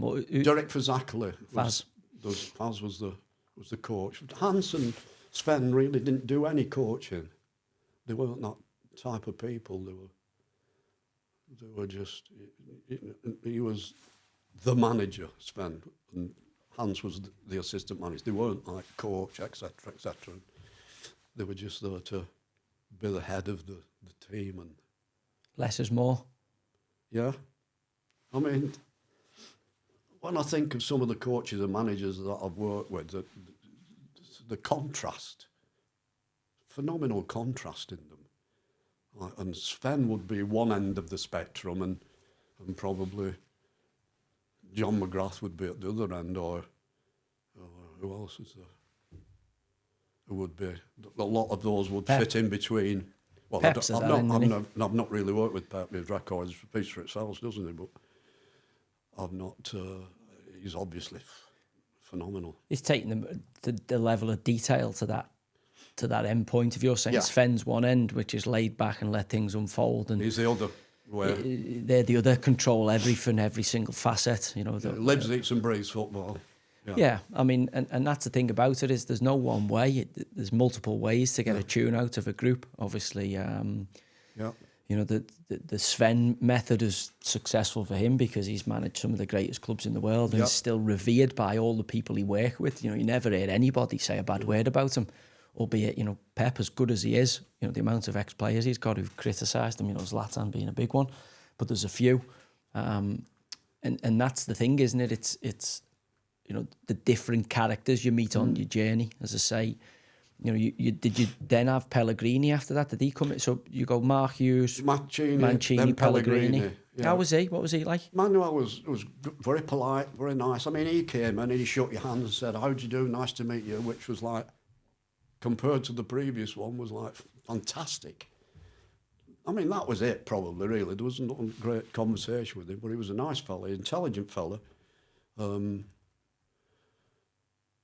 don't know what the majority of the players thought of each manager that I've worked with. You get a general impression of what they think, but their ideas and their opinions vary. You know, some people might have liked Pellegrini and not like Pellegrini, or like Mancini and not. To each manager that have been there are certain people who would have. I mean, it's hard for a manager to keep every player in a football club happy because you can only play 11. So if you're leaving somebody out, they're not going to be happy most of the time. So it's got to be a special kind of person, I think, to keep. I mean, we discussed it earlier. You were saying earlier, you know, in your position as a manager, it's knowing how to get the best out of that player, whether it's an arm round them or a kick up the backside. And especially if you're in a volcanic viper's nest like that, where you've got to win and you've got, obviously, the new money coming in, Sheikh Mansour, and was it Gary Cook and all that who came in with him, first tranche of staff?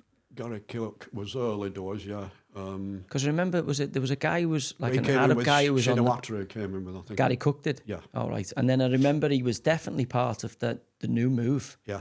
Because I remember him sitting with an Arab guy who was, I think the chairman might be Al Khaldoon or something like that. Yeah, because he got Mancini banned him from the training ground, Gary Cook. Because remember Brian Marwood and all that were all involved in He's the still early there. part of City changing over. I mean, it no longer resembles the club I played for, chap, other than the badge and the fan base and the colour of kit, etc. But in terms of where we trained and Platt Lane and picking your kit up from Main Road into Carrington to where they are now, which is Massive contrast. a night and day. Jed Coyne, was it Jed Coyne, the groundsman, who was he was saying, we're going to be the biggest team in the world, and everyone thought he was a maniac, and he turned out to be right. He was a maniac, but he turned out to be right. Yeah. But he always said for years, City are going to be the biggest club in the world at some point, and even the most diehard City fan, I think, was. I think he dreamt it. I mean, well, unless he was like a Nostradamus type. Do you know what I mean? Jed Coyne. Yeah, maybe they'll write about him in years to come in the annals saying he predicted it. But he predicted loads of other things that didn't come true. But no, he was the one who was always saying when we were at Platt Lane, City would be now where they are, which is the best team in the world. And, for us to see that, obviously living through it is incredible. You don't expect to see a club you played at become what they've become. It's great for the blue half of Manchester. But again, the big thing is, the football club in the community. And I've seen this week they've announced record profits, and yet they've moved all the money up on the season tickets. Like, that's the tough bit for me to take in footy, chap. I think that's, them fans, as we've spoken about before, kept City in existence when they drifted down the divisions and travelled to the far-flung reaches of this country. And yet, when the club turns a profit and win a Champions League, and they don't look after the people and just say, do you know what, we're going to reduce season tickets this year for... Yeah, I think it's massive business now, isn't it? It's money's involved now in a massive way, and I think fans probably tend to get a bit more neglected when the team gets to be super successful like City. I know, I mean, it's difficult to keep a balance between the two, But like you said, there's been some diehard fans who've been phenomenally loyal.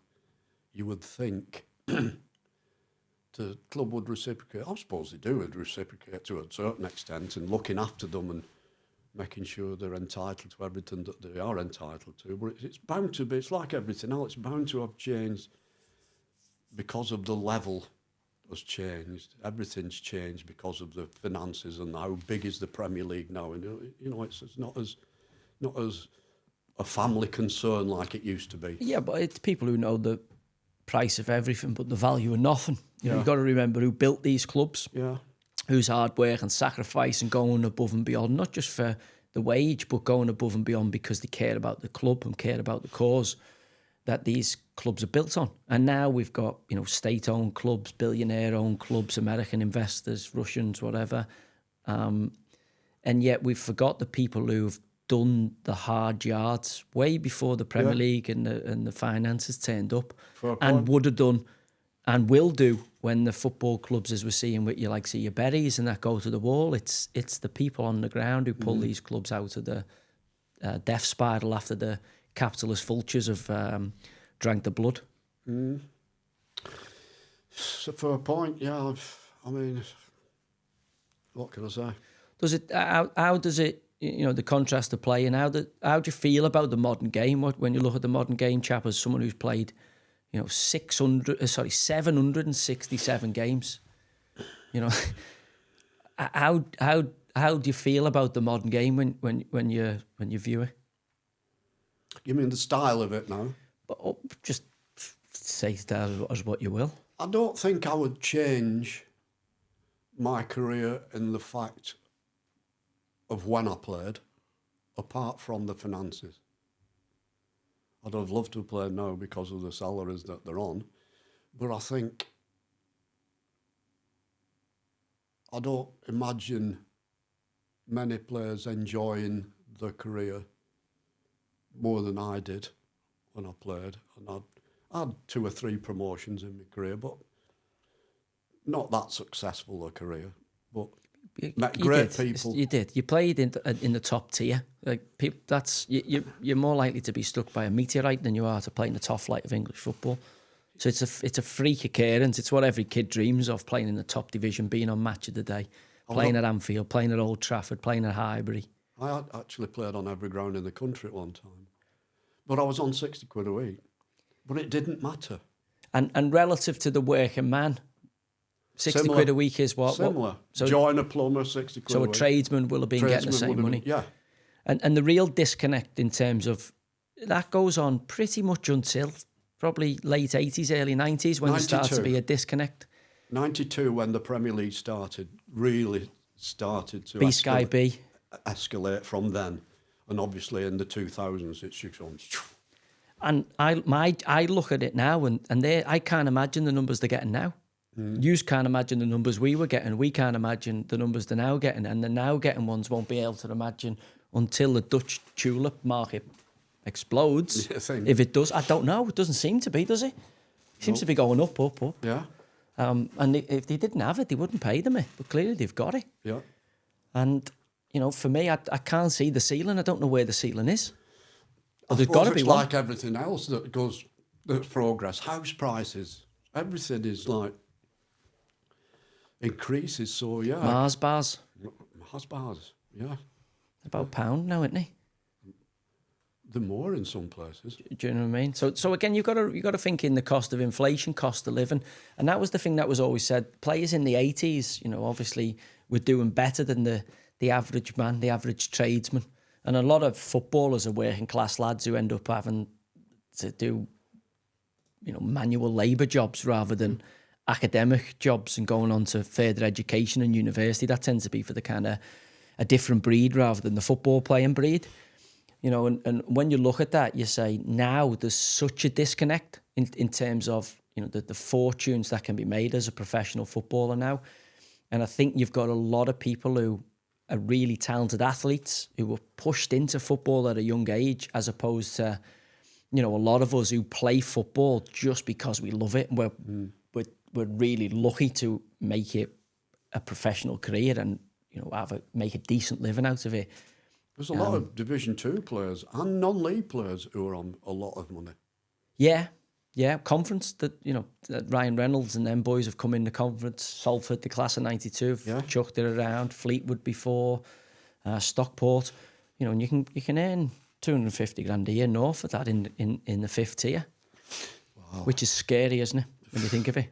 Unbelievable. But then the arse does drop out of it in League 2 a little bit. League 1 picks back up. Yeah. Championship was really strong in terms of paying, but since COVID has suffered a tsunami pretty much, unless you're getting parachute payments coming down or big investment coming in. It you know, the wages have seriously suffered since like COVID. If you were at Leicester or Leeds or something like that, you'd still get... Yeah, because they're still on the parachute payments, aren't they, for a couple of years when they come down. So COVID certainly changed the landscape. It looks like the cream has risen to the top. You know, European breakaway was in the mutant just before, and I do worry about the football pyramid. I don't think the big corporations that are now buying football teams really care about your grassroots community-based clubs anymore. They just want to use them as feeder clubs to feed the big. Lower clubs have been in trouble for years financially. As I say, I had to get sold from Oldham in 1969 so they could pay the wages that month. You know, it was... But they should be. I mean, the community-based factor kicked in massively for me around COVID when you realised, oh my God, this is actually somewhere where people come as a sense of community on a Saturday or a Tuesday to let off steam. To get out the house, to exercise, to socialise, but for real mental health space for people. Yeah. And obviously COVID made me realise, oh my God, even though they can watch on iPlayer or on the TV... It's not like being there, is it? It's not there. You know, there's very few environments, chap, where grown men hug and sing together and jump, you know, and you know, can F and Jeff and let off steam and have a pint or, you know, shout, sing madness, whatever. you know, the church, they used to be able to go on a Sunday and have a sing-song. They can't, you know, that's going. And the football stadium was another place, and yet that's become sanitised. You know, it's become kind of family orientated now, as opposed to, which is not a bad thing. I think you'll have lived through the football stadiums having terraces in, and you know, the fans being caged to stay off the pitch. I played at Millwall. Go on, explain that to me. And I played outside left. That's next to the crowd. That's frightening. The abuse. Scary place. You need rhino skin. In fact, we played there with City when Kevin Keegan was manager, and we got locked in the dressing room for 2 hours after the game. Sean Wright Phillips scored a couple. There was rioting outside. Did you play in that? No, I remember it because Wrighty was the first through the wall. I was still like aspiring to get in. I think that was Wrighty's first goal. He scored. I'm sure he scored. He scored. He's in the silver kit, like with the yellow, the like luminous green stripe, and There were riots outside. Yeah. Danny Teatto in that era. Jared Vikens. I think he's coming over, Danny Teatto, soon. Did he have? Do you go back to many reunions at City? There isn't that many. They asked me to, when I worked after I'd left City TV, they asked me to get all the 99 team together. So I got Joe Royal and all the squad together, even Terry Cook, who lives in America, he was coaching me. He came over, I got them. And it's usually if there's an anniversary like the Aguero moment or something. In 2022, it was like a 10-year anniversary, so they asked to do an interview with me, but not so much recently, no. And if you want a ticket put on, you can get a ticket put on? I'll get 2 season tickets. Oh, that's good. Yeah. At least they haven't... No. You know, some clubs can be very stingy when it comes to Some of the ex-players City are really look after. Some, like people who've less rich, like Brian Kidd and people like that, they really look after them. Yeah. Make sure they got the tickets. And I think they invited him, actually, to the Champions League final, and he'd already left, so that was a nice gesture, I think. Yeah, people forget that little era, don't they, of Brian Kidd and all that going in terms of everyone thinks it went from, you know, kind of Stuart Pearce era into Shape Mansour, the Sinawatra, Sven, you know, Robinho, Alano, all that, you know, was all that era is kind of forgotten. And then obviously, you know, they remember they had the Bayor and the kind of acceleration out of that. What were they like? The Yaya Tourés, Adebayors, all that of this World Cup? Were they big stars when they came in, but Aguero, you know, Tevez, etc. Good people? Yeah, phenomenal players. For me, Tevez was, for impact in the game, Tevez was the best one I'd seen at City. I mean, you could argue that David Silva was like silken skills, brilliant, which it was a pleasure to watch, and Aguero, a phenomenal goal scorer. But yeah, I mean, it was just unbelievable when you think of only a few years previous to that, we were losing at Chesterfield in the Cup 2-1. And now we've got the likes of Yaya Toure, Adebayor, all these Vincent Kompany and Aguero and David Silva and Nigel de Jong. How was Silva? You liked him, didn't you? He was a very simple man. Yeah, quiet. Very quiet. Liked to socialise, huh? Liked to socialise a bit. Say a fisherman? A fisherman? Did you say he was a fisherman? No. I don't think so, no. Bosvelt fisherman? Bosvelt was mad. Brilliant. No, David Silva, phenomenal player. Great football brain. Quiet side. Aguero, not the greatest command of the English language, but could understand most of it. Same as Tevez. He didn't have a great command of the English language, but could understand what he said to him.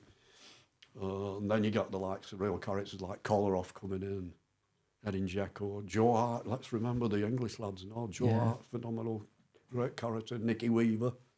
Weaver was a cracker, wasn't he? Yeah, belter. That's the thing, isn't it? When you look back and you go through all the different, you know, people you meet on your journey. That's the wonderful thing about football. There's no two the same, is there? No. You know, we're talking on the way here, bespoke, and how you've got to adjust to get the best out of everybody. You know what the saddest thing is, I've found? in my capacity as probably a Kitman, and since I've been at Man City, is the fact that you get close to these people, you get close to the players, you do everything for them, go on holiday with them. I once dressed up as Santa Claus and drove from Delft, where I live in Saddleworth, to Hale Barnes, and I was Father Christmas for Antoine Sibierski's kids. So you do things like that, and then they get transferred somewhere else. And more often than not, you don't ever see them again. Especially if they go abroad, they go back to Italy or Spain or wherever they come from, they go and sign for a club there. So that relationship just, I mean, you get the odd WhatsApp message or a text or something like that. But or someone tells a story that you don't really or somebody want tells a out there, story. and you have to phone them up to say, "Hey, bollocks, get that down." That's the thing about like the game. You know, I always remember Andy Cole saying to me, "Joe, ships in the night." Yeah. You know, there's a ruthless element to it. As much as we spoke about, can be special to be. You know, the other good thing, chap, is if you've shared those moments, you can not see each other for 20 years and then bump into each other, and there's a look, and you both know exactly what that is because you've shared that special period. You know, through the trials and tribulations to turn it into, you know, a promotion or a cup win or an achievement as such. Well, it's great seeing you again. I mean, I can remember, do you remember me losing my front teeth at the Killers concert? Yeah. And we're grovelling on the floor trying to find We my found teeth. it, yeah. Took us about an hour to clear all the shite out the way and find your tooth. Somehow we were in the mosh pit, weren't we? Yeah. And your tooth went flying out, and you came up and said, gone. "My crown's gone." We had to wait for the concert to finish to find it on the floor. You and Blackie grovelling. Me and on the Blackie, floor. we got it though. Yeah.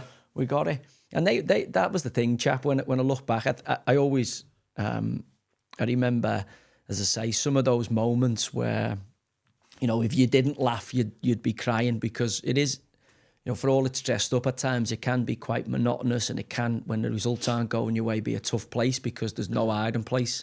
You know, you've got all the media judging you, and fans are on your case, and phone-ins and stuff like that. And sometimes, you know, you can get too caught up in the fact of, you know, the pressure, and sometimes it's that laugh and a joke. Someone doing something fucking balmy, you know, somebody putting somebody's jacket on, or somebody setting something on fire to somebody, or putting a fish in somebody's car, or whatever the fucking balmy stuff that you get in a training ground, that most other professions just wouldn't ever. Wouldn't think of it. They'd think, what's this? Fucking idiots, you know. I don't think people realise, and I probably didn't realise, in my capacity as a kitman, or in my time as a footballer, because the times now are so much different. There's so much more pressure on players. In the Premier League, they're in the spotlight all the time. They're in the media all the time. Every game televised, every goal televised, every little story, whatever they do in their life, on the pitch, off the pitch, is in the media, radio, television, newspapers. So the pressure on players now is phenomenal. I mean, you've got 57,000 people, and you do a bad pass or a bad tackle, and they're calling you and booing you and screaming at you, and it's a lot to take in. And I suppose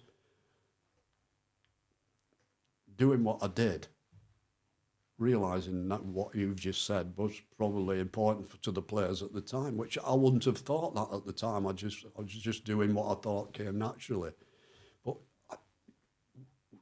when I played it, I didn't have the same pressure as, you know, when you played in your era and that. It was different. It was a different game. Yeah, but I mean, the crowds were bigger. You know, you would get bigger crowds because you didn't have to sit down. Yeah, but I only played in the top division twice, so the crowds I played in front of were I'm saying there was no, you know, social trial by social media. But you know, you said they're playing at Millwall and running down the gauntlet of the fans on the side. You know, that was a one-off. That's a one-off. Was Millwall at the time. There aren't many places that felt as hostile as that. But again, it wasn't an easy era to play football. You know, the physicality of the game, the level of the pitches.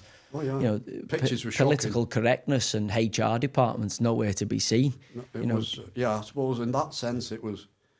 You had your good points and your bad points. It was. Well, you'd get the next day's paper where they'd write about you, and then maybe the radio phone in or something, and that'd be the end of it till the next game. You know, obviously now every Tom, Dick and Harry's got a chance to tweet you, and you might see it. You know, you could watch Kevin De Bruyne play tonight, and something that could trigger him. Yeah. Not sure it would, but again, you know, and the downside for that is, unfortunately, for that access, you get thousands, if not hundreds of thousands, if not millions of pounds. You know, so you know, your era's like, okay, we'd have rather more money. Yeah.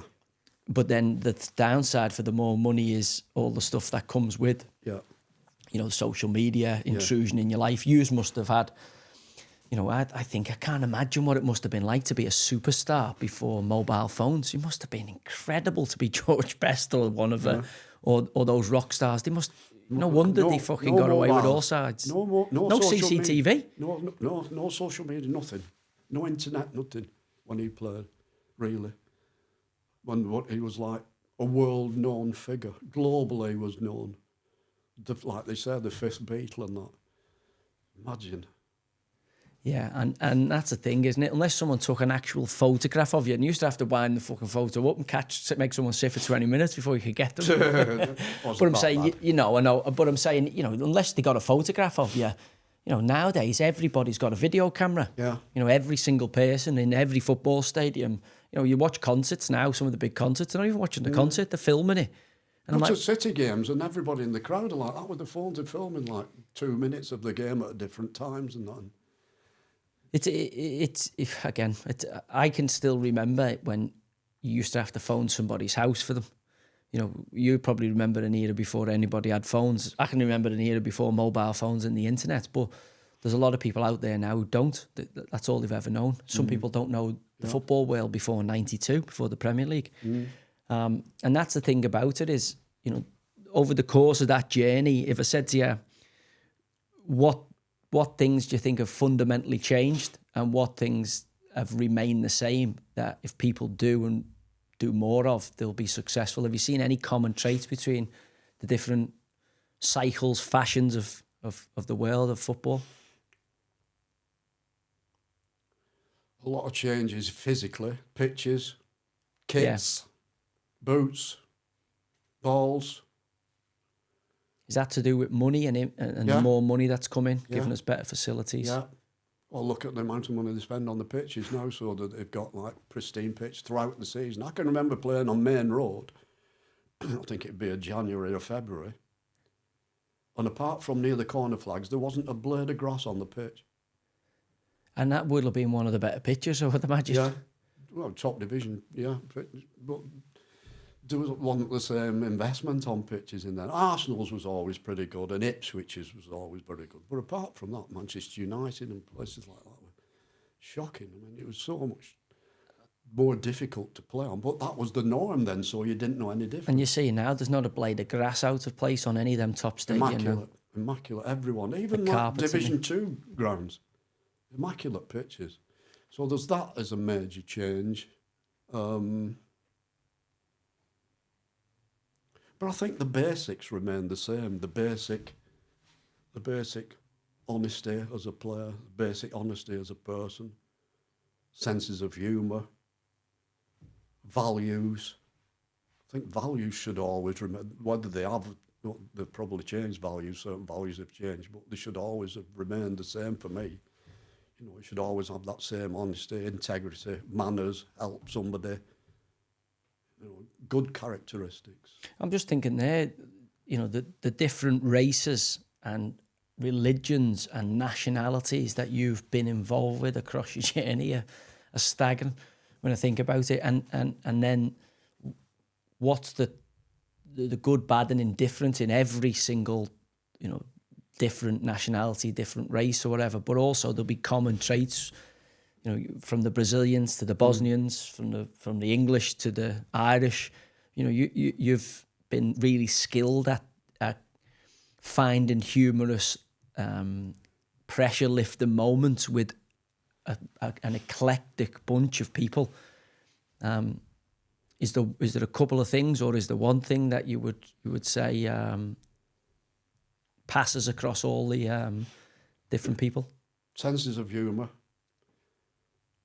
if we signed a foreign player, I would always find out from one of the other players who speak the same language, some swear words in their language, and always hit them with the first thing with a load of swear word. I tried that with Sunjai, but nobody, he would never tell me a swear word, Sunjai. Remember But that? they had a Chinese player at Everton. I can't remember his name. Lee Tai. He's just been nicked. Has he? I think they put him in jail, and I think they have. Well, I asked him for a couple of swear words that I could hit Sunjai with, and he told me a couple, and I hit Sunjai with them after. But yeah, senses of humour. I think when more foreign players came into our game, attitudes changed, the game changed. Kit-wise, it changed drastically because they seemed to want things that I'd never heard of before, like snoods and compression shirts and cycling shorts and things. So once one had them, they all had to have them. So then these companies started producing all these different items of kit. So that was a noticeable change when more and more foreigners came into the club.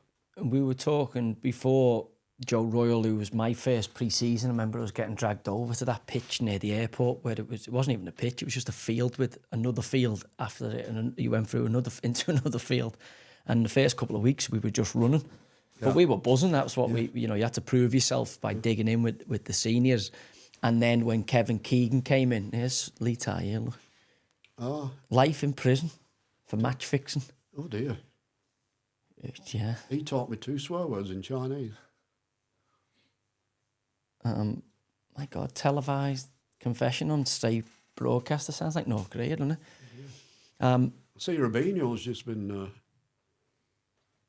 done, hasn't he, or arrested, or he's in prison, or he's going to prison. Robinho? Yeah. Oh, I don't know. Was he not in trouble anyway? He couldn't get extradited from Italy. Okay. Has this happened over there? What was he like, chap? What kind of... Oh, character. I liked him. He was a real character, yeah. Nice kid? Yeah. Loved a laugh. Loved fun. Typical Brazilian party animal, dancing, singing type of guy. Happy-go-lucky? Very much so. That's why Craig Bellamy used to batter him because he never thought he was a team player or he didn't pull his weight for the team, and he didn't like anything. He wouldn't suffer fools, Craig Bellamy, or anything like that. So he used to come in at half time and he'd give him a volley and that. He hadn't got a real understanding of English as such at the time, Robinho, but Alano had, and he used to back Robinho up and look after him. But yeah, nice lad. Good player? Yeah, great ability. Again, very much an individual, but great ability, great touch. Would have held his own today in the game, for sure. He never quite... He was more of a marquee statement than actually... Yeah. Produced on the pitch for City. I know he didn't, It wasn't terrible, but he never quite, he just changed the landscape in terms of, I remember when City signed him thinking, oh my God, these are serious, this is not. That's when it started, when it sank in for me, when they started to sign players like him, and he was probably the first. Yeah, I know they took, as you said, Vincent Kompany, Craig Bellamy, Gareth Barry, James Milner types, which kind of, build that base, Les Scott, or, built that base for them before they then, obviously became. Yeah. It was a good side. Aguero. It was good. It was good recruitment, as you said there. I'd kind of heard about them building the infrastructure. So the training ground at Carrington was decent when I was there. It wasn't great, but it was decent. I like Carrington. And I remember they ripped out. Well, I didn't see it, but they totally ripped that place out and redone that, didn't they? The gym and all that. Yeah. Oh yeah. And then I think Bury used it for a spell, didn't they? I think Stockport in it, or Bury, Sale Sharks and all that. Yeah, now they're over at the stadium, aren't they, on the campus or something like that? It's just a state-of-the-art training ground now, and phenomenal players. Yeah. Everything then the required will be there for them, anything, all technical stuff, and so far advanced, the actual place itself, the training ground. Yeah, I mean, they are at the forefront of probably world football, in terms of there'll be sleeping pods, there'll be altitude chambers, there'll be you know, absolutely everything. I've seen bits of it, and it's Kyra Chambers, you know, it goes to minus 140 or something. And they were the reserve team bits I seen. I didn't even see the first team bits, and that was incredible what was there for the women and the young kids. Never mind, you know, what the superstars will get. As you said before, the best team in the world. So, but when I was there, Platt Lane, Alex Williams, and football in the community, the City were incredible in that local community. Yeah, have they kept the same footprint? Alex Williams has just retired, I think, in the community. I think he still does match day hospitality. He's a lovely fella. Alex. Great guy, yeah. He did a fantastic job. Yeah, I think it's still continuing that side of the club. Yeah, and that's the thing, isn't it? You know, in the midst of it becoming a global superpower, and I say the club I joined as a 14, 15-year-old, I don't recognise it now. No, you know, when I left when I was 24. And to go back there, every time I go back, there's something new being built. They've moved from there to there. There's a new bridge in here. There's a new idea that's in there. And, you know, it's great to see the club move at the pace it is. But also, you know, for me, I'm a traditionalist. I like to see the people who've helped the club be, you know, built. I agree. And kept the club in existence when it maybe wasn't as fashionable as what it is now. You know, it is also important for me to see those people still in the club. There's still a few people still there that were there when you were there. Yeah, I think Claire's still there, isn't she? Claire's still there. Danny Wilson, do you remember Danny Danny's Wilson? still there, yeah. Still a few. I mean, they'll have some stories to tell. They've been on some journey. So, Chappy, I'm just going to give you a little flashback here, and then I'm going to ask you some footy questions. What are we on now? What time are we on? 2 hours. Oh, we're flying here. So this is... We've had to delve into the Natural History Museum to get some footage here. This game is Huddersfield versus Arsenal. When Arsenal, the season Arsenal won the double. That was me. This is Charlie George. No. Before Frank Charlie McLean, George. Tucker, who's playing for the Mayor. Les Chapman's spectacular strike would win Match of the Day's famous Goal of the Month. Opponents Arsenal would go on to win the double. Have a tougher test, could you? Look at the pitch. Nicholson. That was a good touch, Jack. Look at lamb chops. Look at lamb chops on you.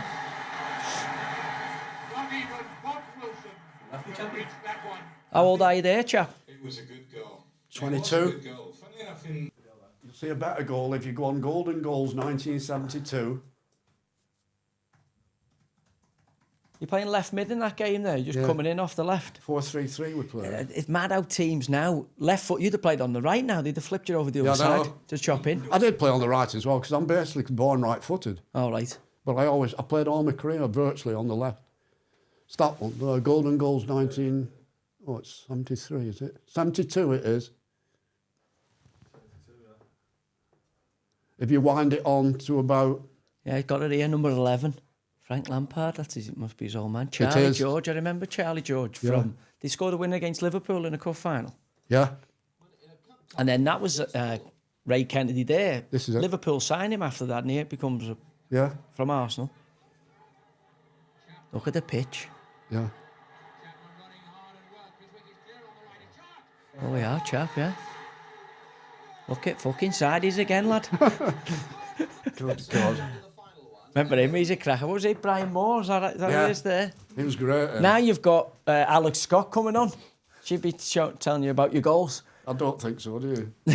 It's a mad... when you look at the pictures and that there and you think the physicality, so your type of player, like a jinker, you'd be even more celebrated now because there's less contact now. The contact compared for a George Best or a jinker or a technical, skillful player to play back then. He had phenomenal balance, so it wouldn't have had to have the same phenomenal... I mean, on pitches nowadays, he would just be... Like Messi, the way Messi moves past... Not that maybe now, but the way he used to. He just roll with the tackles. Oh, yeah. He'd just ride tackles. He could go either way, either foot. And a brave player too. He would put his foot in when he needed to. But phenomenal dribbler. See, that's the thing. Whenever I speak to people about that era, everybody who's seen George says he was the best. Yeah. See, in my era, I'm born 82. We missed that. So you've only seen him on video or, the worst version of George as he kind of was in the tabloids as he got on. But then when you go back and watch them, you've seen the documentary, The Three Kings, about Jock Stein, Bill Shankly and Sir Matt Busby. And it's just fascinating how those people built, you know, the three big institutions, obviously Celtic, Liverpool and Man United. And then the thing that always strikes me is that Man United winning the European Cup. Obviously, Lisbon Lions win at 67. First British side, all born within 9 miles of the stadium. Wow. Celtic, which you can't imagine happening now. And then next year is Man United, obviously, and it's at Wembley. And the pitch is incredible. You know, I think they play Benfica, is it Eusebio? Yeah. And I always remember my granddad had been to the World Cup in 66 to watch Portugal played at Goodison. And he always said about Eusebio was the best he ever saw live. And obviously that night, Man United, Breslau, Charlton. You know, finally fulfill, even as a Scouser, you know, after what happened at Munich, you want, you know, and that's, you know, it's a great story, isn't it? It's a true romantic football story for Sir Matt to be on his deathbed and then to build a new team that wins a European Cup in 10 years. Like, that's incredible. No, phenomenal. Bobby Charlton actually took us to, he got a team together to play in Italy before the World Cup in Italy in 1990. And he got a team together of veterans, and we went to play in Sardinia, where Holland and England were going to play. And because there was a lot of animosity between the fans, between Holland and England at the time, a lot of hooliganism and stuff, he got this team together to play this, what was classed as a friendly international in Sardinia at the stadium where England were going to play. And Bob Charlton was there. He played David Sadler, ex-United. Frank Worthington played. Len Cantello, you remember Len Cantello? I heard the name. Rennie and Willie van der Kerkhoff, do you remember them? Van der Kerkhoff, yeah, I remember Dutch them, players, yeah. They played. And an old guy called John Connelly used to play a winger for Manchester United at the Busby time. And he ended up playing for Burnley, and he came with us and all. He was sober, he didn't really want to play. He was the oldest in the party at the time anyway. And Rennie van der Kerkhoff said to him, just come on for 10 minutes. Like, the game's nearly over. Come on for 10 minutes just to say that you played in this game. He said, no, I'm all right. Anyway, the Italian team, I think they were 1966 Italian champions, veterans team we were playing against. And with 10 minutes to go, they got a corner, and Rennie van der Kerkhoff walked off the pitch. He said, right, John, you go on. So John Connelly had to go on. So he went on the pitch, and he went into our penalty box to defend the corner. The corner came over, the ball got cleared, and we all looked round, and John Connelly's laid, he's flat out in the box, and the Italian had given him the elbow in the head, knocked him out. They had to stretcher him off, and as he's going off on the stretcher, he put his boots in a bin on the way. That was it, done. Done, finished. Mic drop. Never playing again. All right, so usually with ex-footballers, I'm going to give you a special dispensation here, but for your Kitman in that role, I asked them a series of kind of quick-fire questions. But you can use either the people you've played with or the people you've worked with as in the second part of your career. Best player I've ever seen. Best player you've ever worked with, seen. Best player I'd ever seen during my playing days was George Best. George Best. Play against him? Played in the last game when Best and Charlton scored a goal. He beat us 3-0 at Huddersfield. Oh yeah, you mentioned that before. Did you get a shirt or anything? Didn't do shirt swapping then, did you? No names on shirts when I played. Did you, yeah? Nowadays, you'd be chasing them. The only time in my career I had a name on my shirt was when I played in America. Oh, yeah. Names on shirts didn't come in until I think the Premier League in 92. Yeah, it was, yeah. Names and numbers then, yeah. It didn't, it was always 1 to 11 then, wasn't it? Best player at City that I've seen, I mean, Tevez for impact in a game, but there are so many world-class players, even the teams before this current one, you know, your David Silvas, your Vincent Kompany's, your Aguero, your Tevez and people. Tough, innit? Oh, so difficult to name a brilliant one. You weren't behind the door, Joey, either. You're up in the top 20 there. Fucking hell. Midfield players. Scousers. Best manager? Best manager. That's a tough one too, because I wouldn't like to offend anybody. Yeah, it's tough because you're not saying they're better than you're just saying the best that you liked. I liked everyone apart from one. I liked some a lot more than others, but I didn't dislike anyone apart from one. It's not really an answer, that chat. You need to give me an answer. It might be someone who manager. You could say your man John McGrath if you want. Just who's the best manager? If I said to you, who's the best manager whose name comes into your head? That I've worked with, player and whatever. Are you asking me who's the best manager who I liked as a bloke best? Who comes in when I say to you who's the best manager? Who comes into your head? You go, he's the fucking best manager I've seen. I think John McGrath would have to be up there. I'll do.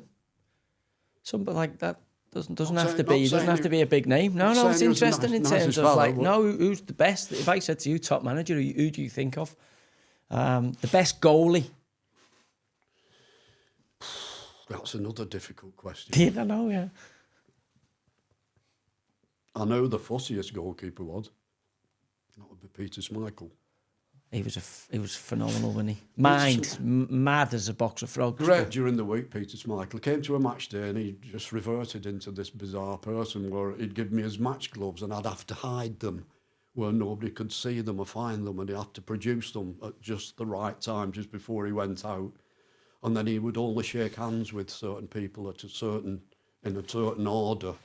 And he wore a 9.5 boot on one foot and a 10.5 on the other one. And he'd have 3 new kits, warm-up kit, first half kit, second half kit, new ones each game. And he'd have 3 new vests because he said when they were washed, they didn't fit him.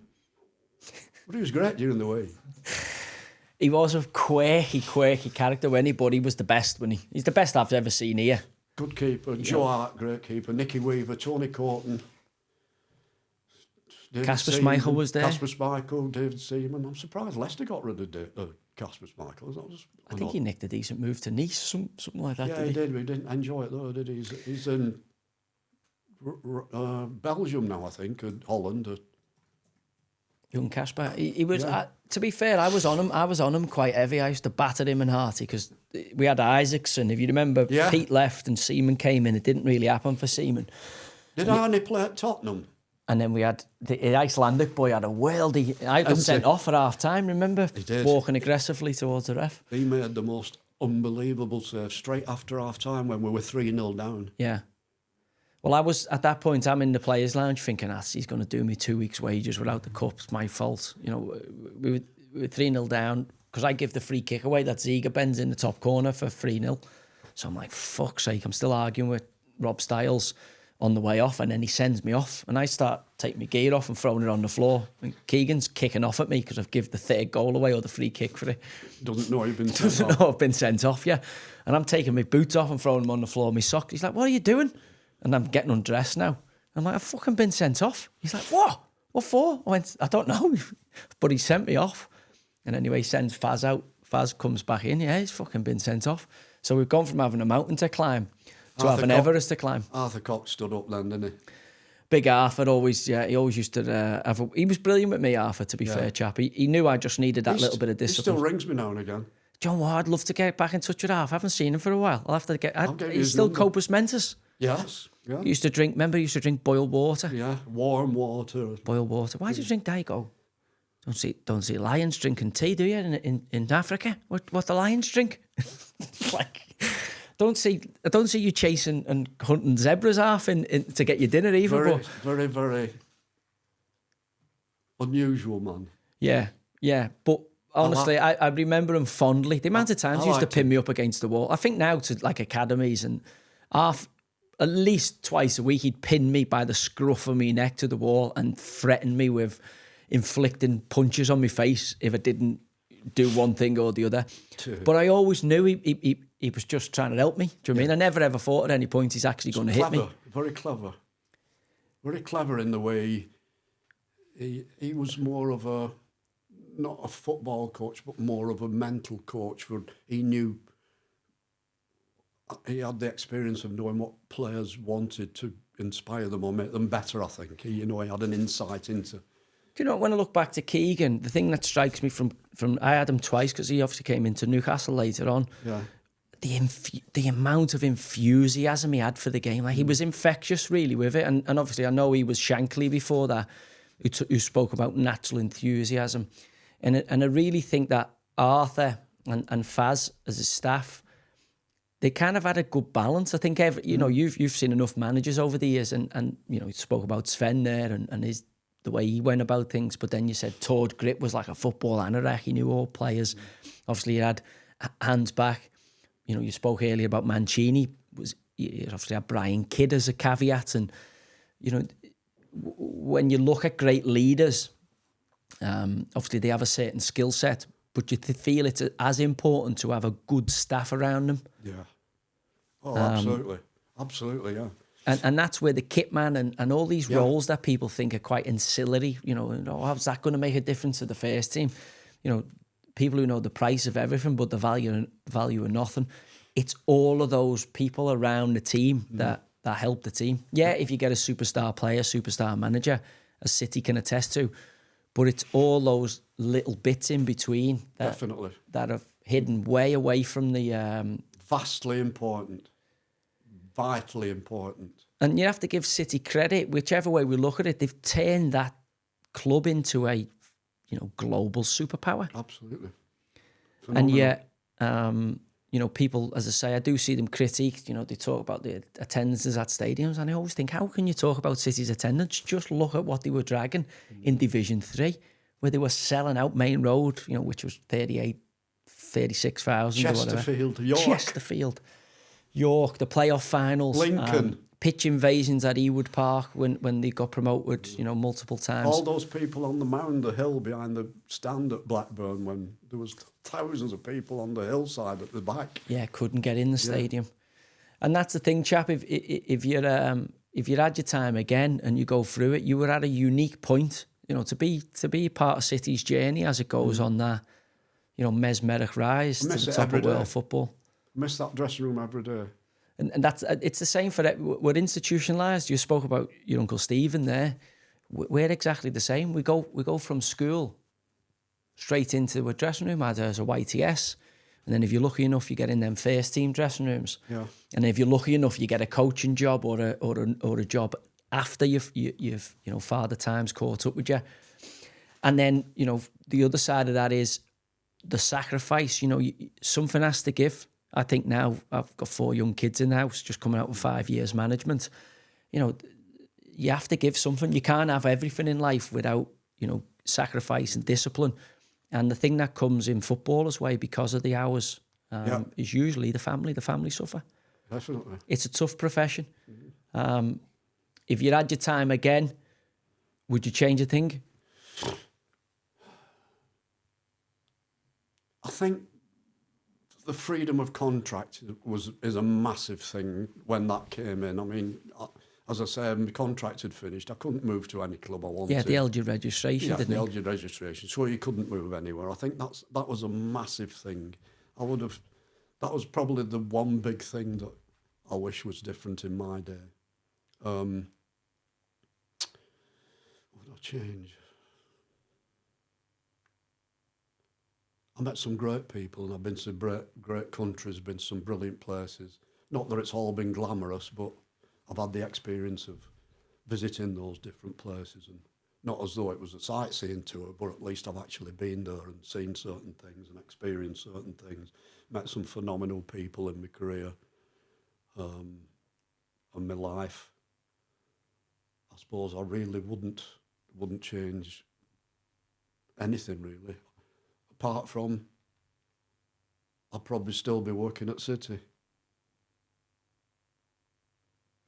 Yeah, I mean, it's a worse for you not being in there every day. It's worse off the environment, because as good as they're doing and as well as they're doing, I'm telling you, without Chappy at City in certainly the early part of the 21st century, I'm not sure some of those results that were required to keep us in the division would have got over the line.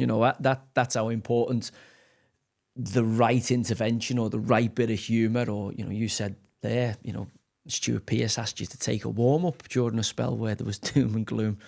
And as I say, people talk about City and where City are today and all the different, little junctions that it's moved on. But I'm telling you, mate, without a shadow of a doubt, without what you did there in that period, you went above and beyond. That club wouldn't have been in a position to eventually get, the investment that they've got from Abu Dhabi and become the biggest club in the world. So, Chap, I know I've taken up a load of your time, mate. I could talk to you all day. It's been a pleasure. I thank you so much for coming in. That's been Common Sense with me, Joey Barton, and obviously my guest today, Les Chapman. So thanks for joining in. Hopefully we'll get you back on, Chap, and we'll get some comments. There'll be some people who'll remember some moments from you. And as I say, I'd love to have you back on. And I'd love to come back. We can hopefully discuss some of the nuances of the British political landscape, because I know you're very invested in everything in the world, not just football. I know you're a very wise man, and as I say, mate, I thank you so much for your time. Always great to see you.